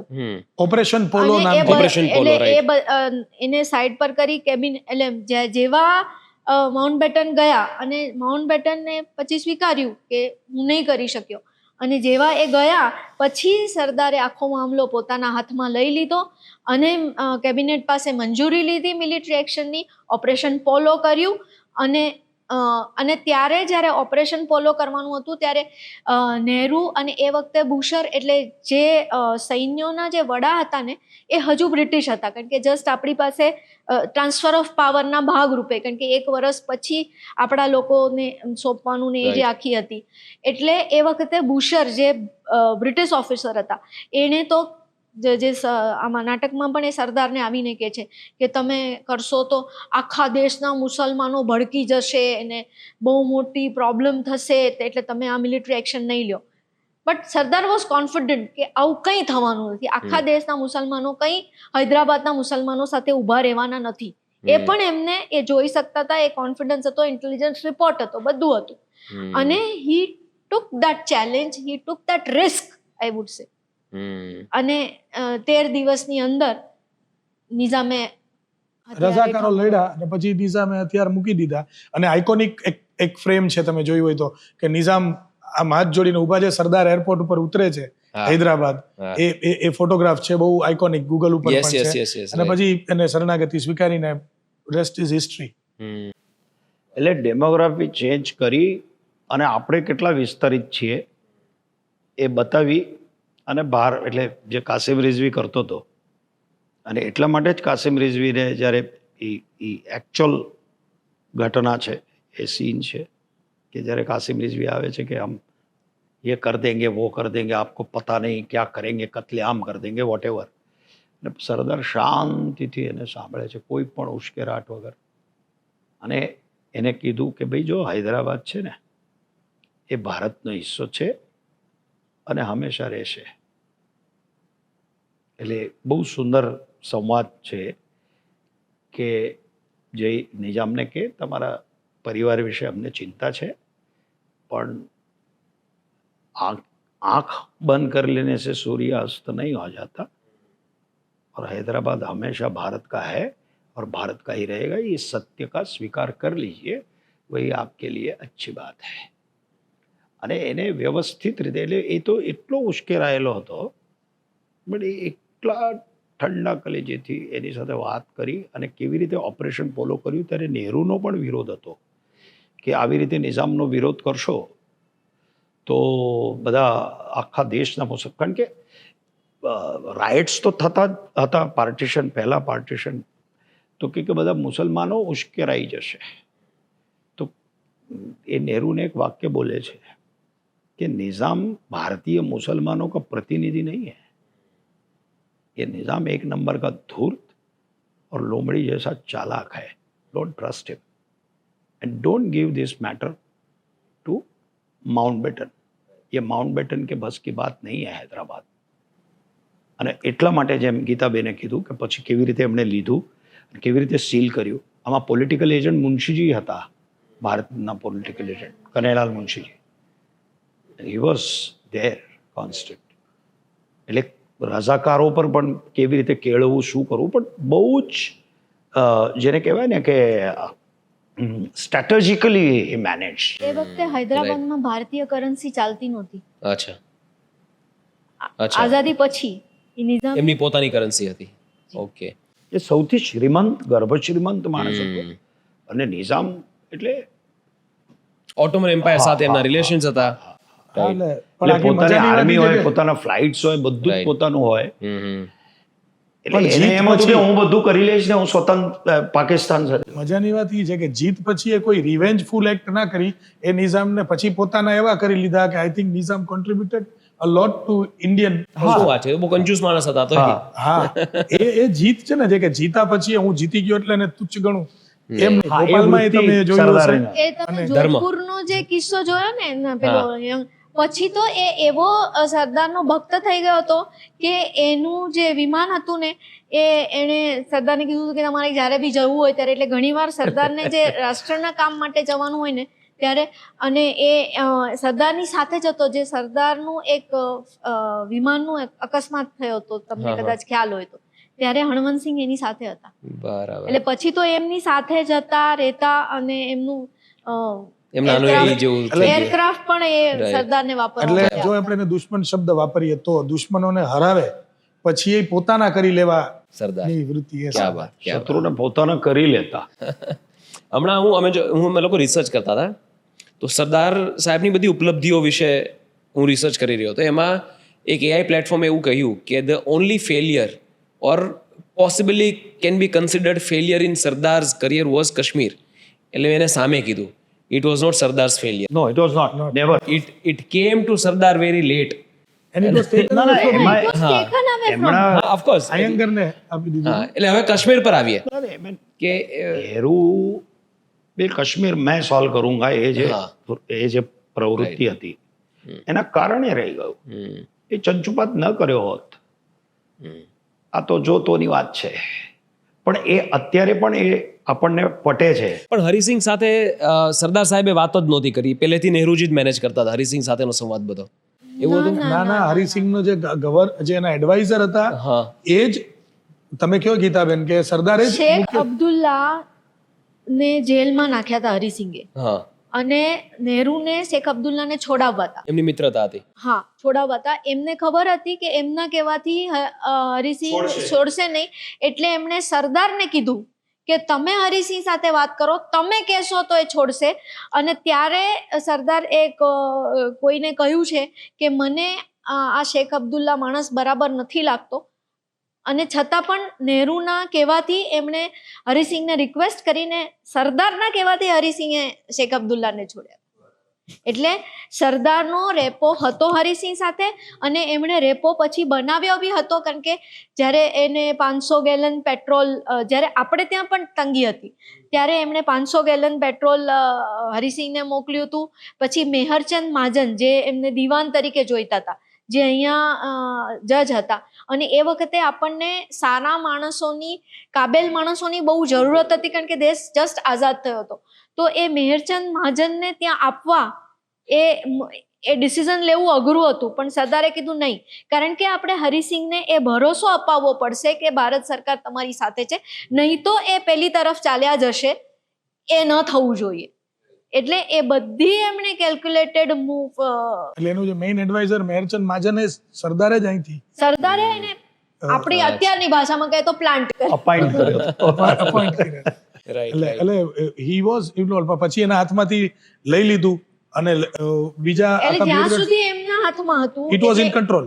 એમણે જે આખું જે આપણે નાટકમાં પણ બતાવ્યું છે કે એ જે આખું ઓપરેશન કર્યું હરિસિંહ પાસેથી, કારણ કે માઉન્ટ બેટને કીધું કે તમે એમને મદદ ન કરી શકો, કારણ કે તમારી સાથે જોડાયા નથી, તમે એને મિલિટરી વાંધો ઉઠાવ્યો હતો. એટલે તરત એમણે આમને મોકલ્યા. એટલે પાકિસ્તાન માંગરોળમાં આર્મી મોકલે તો વાંધો નહીં, આપણે કાશ્મીરમાં નહીં મોકલવાની. હા, આજે એટલે આ માઉન્ટ બેટનની પણ જે પેલી બે તરફી પેલી હતી, હિપોક્રેસી હતી, એટલે એને કીધું કે કારણ કે ઓફિશિયલી એક્સિડ નથી થયું, એટલે એને તરત દોડાવ્યા મેનનને ને માણેકશાને કે તમે સિગ્નેચર લઈ આવો હરિસિંહની. અને એ હરિસિંહની સિગ્નેચર, એટલે એમાં પણ આખી એક બીજી, એ સમય વેસ્ટ ન થયો હોત મેડમ, અગર જો માઉન્ટ બેટને અગર વાંધો ન ઉઠાવ્યો હોત અને એ સમય આપણે વેસ્ટ ન કર્યો હોત સિગ્નેચર માટે, તો કદાચ પેલા 150 જવાનો છે કદાચ બચી જાત. ના, એ તો એ ન થાત. પણ એકચ્યુઅલી કાશ્મીર, એટલે છતાં પણ સરદારે જે ઝડપથી નિર્ણયો લીધા ને ઝડપથી મોકલ્યા ને બધું કર્યું, એને કારણે કાશ્મીર બચ્યું. અને આ વાત કદાચ બહુ જ ઓછા લોકોને ખબર છે કે કાશ્મીર આપણી પાસે રહ્યું ને એમાં 21 સાધ્વીઓના બલિદાનનો પણ હિસ્સો છે. પ્લીઝ થોડું આના વિશે વધારે જણાવો. એટલે આ બધા જે કબાયલીઓ સાથે, જે 300 ટ્રક સાથે આવેલા પાકિસ્તાનથી, એ બધા પઠાણો હતા. અને એ પઠાણોને છે ને પાકિસ્તાન પ્રેમને એ બધા કરતા વધારે એ લોકો ટિપિકલ ગુંડાઓ પ્રકારના હતા. એ લોકોને લૂંટમાં અને એમાં બધામાં રસ હતો. અને જ્યારે એ લોકો ત્યાંથી આવતા હતા ટુવર્ડ શ્રીનગર, ત્યારે આ બધા પઠાણો ગામડાઓમાં ઘૂસીને લૂંટ ને ખાવા પીવામાં ને એમાં પડ્યા હતા. એમ કરતા કરતા એ લોકો બારામુલ્લા સુધી, એક્ઝેક્ટલી એ જગ્યાનું નામ હું ત્યારે ભૂલી ગઈ છું, પણ વેરી ક્લોઝ ટુ શ્રીનગર, ત્યાં એક મોનેસ્ટ્રી, એટલે પર્ટિક્યુલર જગ્યાનું નામ અત્યારે મને યાદ નથી આવતું, પણ એ કાશ્મીરનો જે હિસ્સો છે, એ લોકો ત્યાં પહોંચ્યા. તો ત્યાં જે મોનેસ્ટ્રી હતી, ત્યાં બધી એક આપણે સાધ્વીઓ હતી, ક્રિશ્ચિયન નન્સ હતી, અને એ બધી ફોરેનર્સ, એટલે સફેદ સ્કિન જોઈને આ બધા પઠાણો તો ગાંડા થયા, અને એ લોકો એમાં ઘૂસી ગયા, અને એ બધી સાથે બળાત્કાર થયા, એ બધાને એ લોકોએ મારી નાખ્યા. પણ આ બધામાં જે સમય ગયો, એમાં જે ખબર છે ડાયલોગ છે કે હવે તો આટલા જ માઇલ દૂર છે, સવારે આપણે શ્રીનગર પહોંચી જશું ને ત્યાં નાસ્તો કરીશું મહારાજા સાથે. એ જે પેલા સૈરાબનું સપનું હતું એ વિખેરાઈ ગયું, કારણ કે આ બધા આ નન્સ પાસે ગયા ને એમાં બધામાં એનું. અને એ દરમિયાન સરદારે આ બધું કરાવી લીધું ને આપણી આખી જે મિલિટરી છે એ આર્મી મોકલી, અને પછી કબાયલીઓને બધાને નિર્ણય શક્તિનો અભાવ. અને બીજી વસ્તુ કે જ્યારે આ બધું થયા પછી પણ એમાં આઈસ્ક્રીમ પર ચેરી મૂકી કે યુનોમાં આ પ્રશ્ન જે છે રેડિયો પર ભાષણ કરવા, ત્યારે મેનન આવ્યા હતા સરદાર પાસે, ત્યાં રેડિયો પર સ્પીચ આપવાના છે કે એને રોકો. રોકો એને, એ જ્યાં સુધી પહોંચ્યા હતા રેડિયો સ્ટેશન ત્યાં સુધી તો ભાષણ ચાલુ થઈ ગયું હતું. અને સરદાર ઓફિશિયલી એમણે કીધું કે આ બહુ જ મોટી ભૂલ કરી છે જવાહરે અને આ પછતાશે. અને અત્યાર સુધી એ વિચાર કરો, જો આ હઠાગ્રહ ન હોત અને આ પ્રશ્ન આપણો ઘરનો પ્રશ્ન બીજા પંચાયત પાસે જો ન લઈ ગયા હોત, યુનો પાસે, એ પંચાયતમાં પંચ બનવાનો પણ આપણી પાસે અવસર હતો.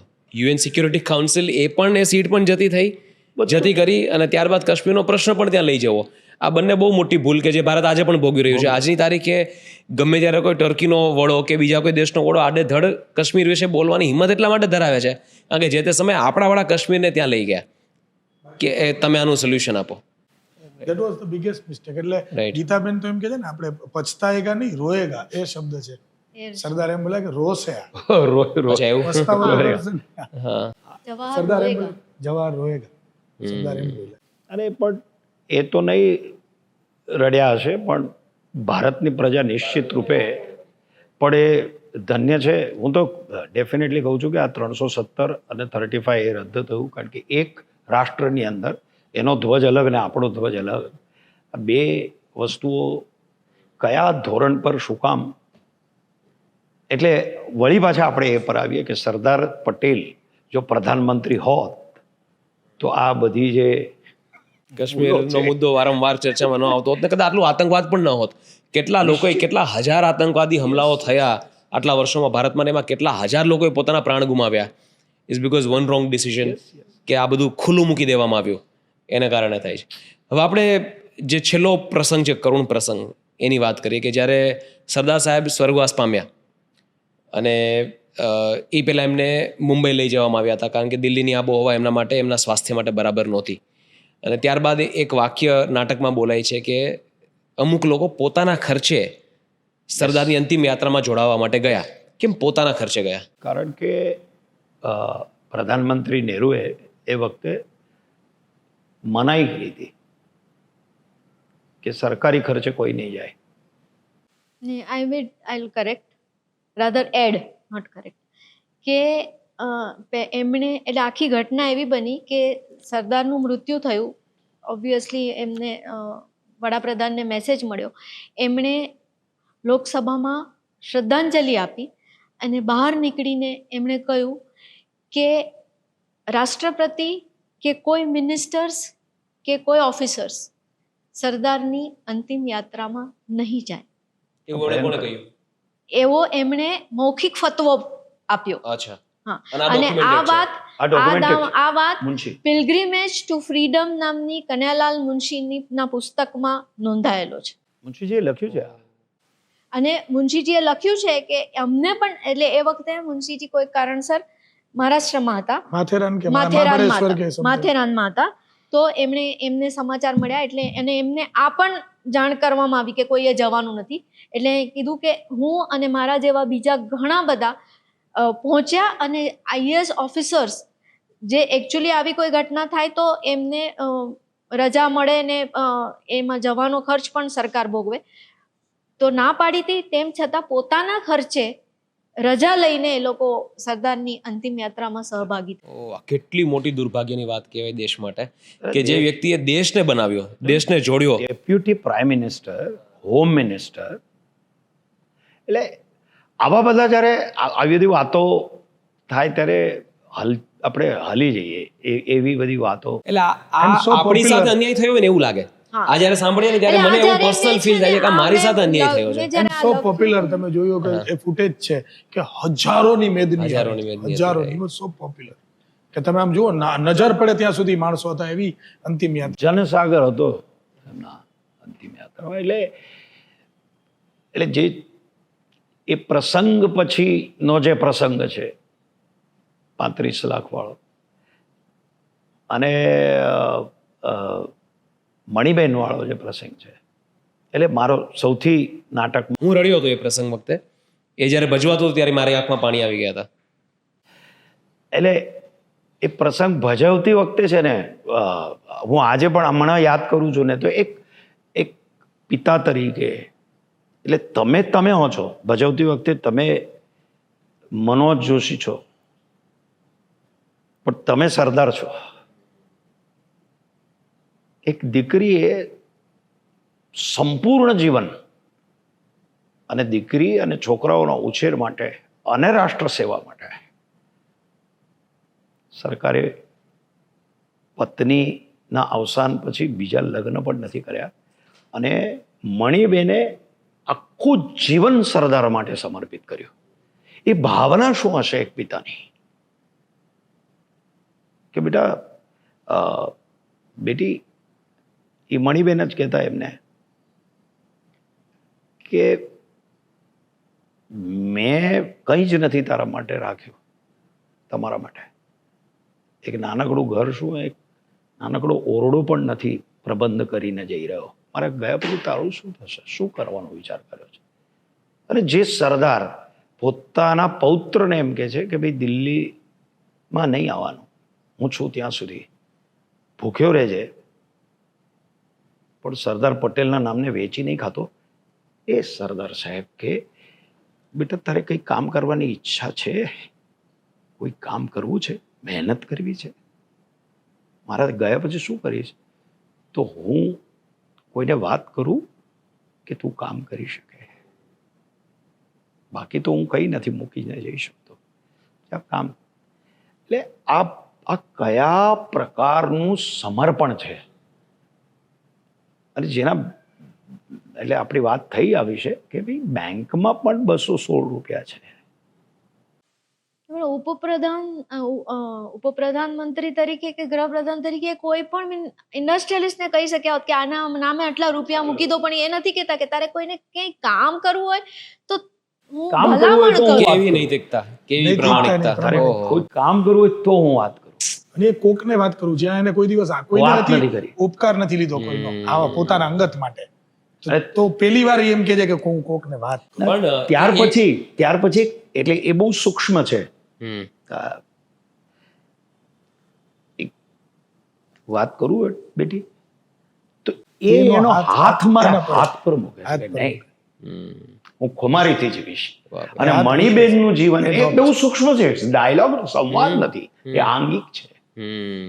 અને મણિબેનનું જીવન કેટલું ખડતર રહ્યું છે, ભલે સાંસદ બન્યા કે વોટેવર, પણ એમનું જીવન બહુ જ એટલા જ સમર્પણ ભાવથી જીવ્યા અને સ્વાભિમાનથી જીવ્યા.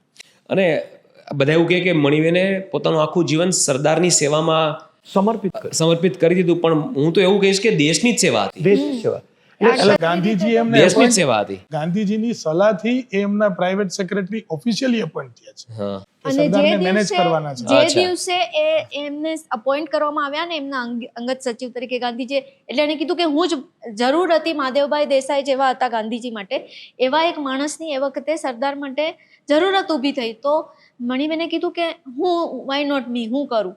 એટલે એને કીધું કે પણ તું તો લગ્ન કરીને વહી જઈશ.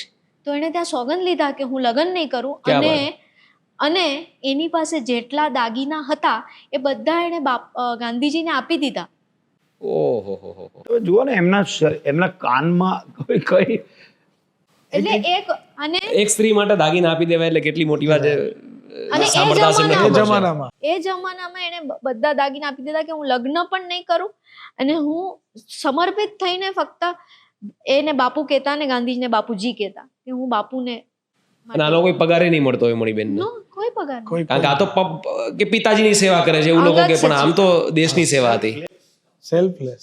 અરે પગારની તો વાત જવા દો સાહેબ, આ વાત જ્યારે મેં વાંચી હતી ને કે સરદારને જે સરકારી ટેલિફોન મળ્યો હતો ને એમના ઘરે, તો મણિબેનની ડ્યુટી હતી કે સરદારે એમને કહી રાખ્યું હતું કે એ પોતાના કોઈ અંગત કામ માટે ફોન કરે, જે તો એ કરતા જ નહોતા, પણ કદાચ એમના દીકરાને કે, અને કોંગ્રેસ પક્ષના કામ માટે કોઈ ફોન કરે ને તો એની નોંધ કરવાની, એટલે એ ફોનના કોલના પૈસા સરદાર પોતાના પગારમાંથી આપે, સરકારમાંથી નહીં.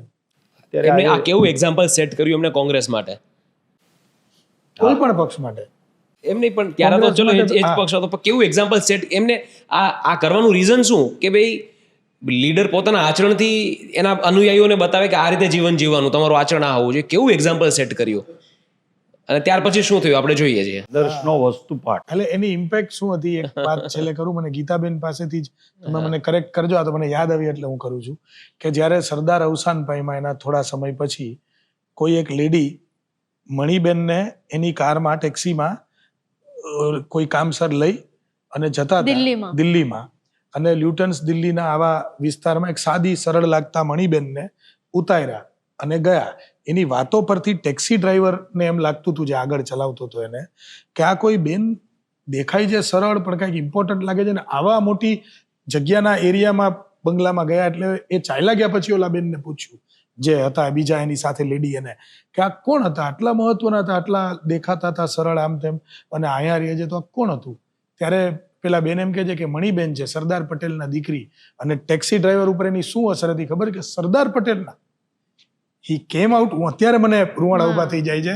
એ બહાર આવ્યા અને જે રસ્તે મણિબેન ચાલ્યા ગયા હતા ને રસ્તાની ધૂળ ઉપર માથે ચડે. ઓહો, મારા રૂવાડા ઉભા થઈ ગયા. વાહ વાહ, આ ઇમ્પેક્ટ છે. Absolute. એ સીન કરતી વખતે છે ને એ દિવ્ય સીન છે એઝ એન અભિનેતા તરીકે, અને એ દરેક પ્રેક્ષકના હૃદયને હચમચાવી નાખે છે. એ હું ફીલ કરી શકું છું. મને હું કંઈ જોવા નથી જતો, પણ આઈ કેન. ના, હું તો એવું કહીશ સર કે જો એ સીનમાં કોઈ ઇમોશનલ ન થાય ને તો એ માણસમાં ઇમોશન્સ જ નથી. એટલો કરુણ સીન. સર, સરદાર પટેલ વિશે તો જેટલી વાતો કરીએ એટલી ઓછી છે. એમનું જીવન એટલું વિશાળ છે, એમની ઉપલબ્ધિઓ એટલી બધી વિશાળ છે. આપણે 2 કલાકથી વાતો કરીએ છતાં એમ લાગે કે હજી ઘણું બધું બાકી છે. અને આ તો આપણે છેલ્લા 5-6 વર્ષ જ એમના જીવનના, છેલ્લા 3-3.5 વર્ષનું ડિસ્કશન કરીએ છીએ. એના પહેલાંનું જીવન પણ એમાંથી પણ એટલું બધું શીખી શકીએ એવું છે. એની માટે ફરી પાછા ક્યારેક બેસીશું. પણ ખૂબ ખૂબ આભાર. મારી વિનંતી છે ગુજરાતના યુથને અને ભારતના યુથને કે મહેરબાની કરીને પ્લીઝ આ પ્લેને એકવાર જુઓ. સરદારે આપણા માટે શું કર્યું છે સમજવાની એકવાર કોશિશ કરો. તમારી આંખો ખુલી જશે, તમારા વિચારોના હોરાઇઝનો ખુલી જશે, અને એમને વંદન કરવાનું મન થશે. બસ એટલું જ કહીશ. આપ સૌનો ખૂબ ખૂબ આભાર. Thank you. Thank you.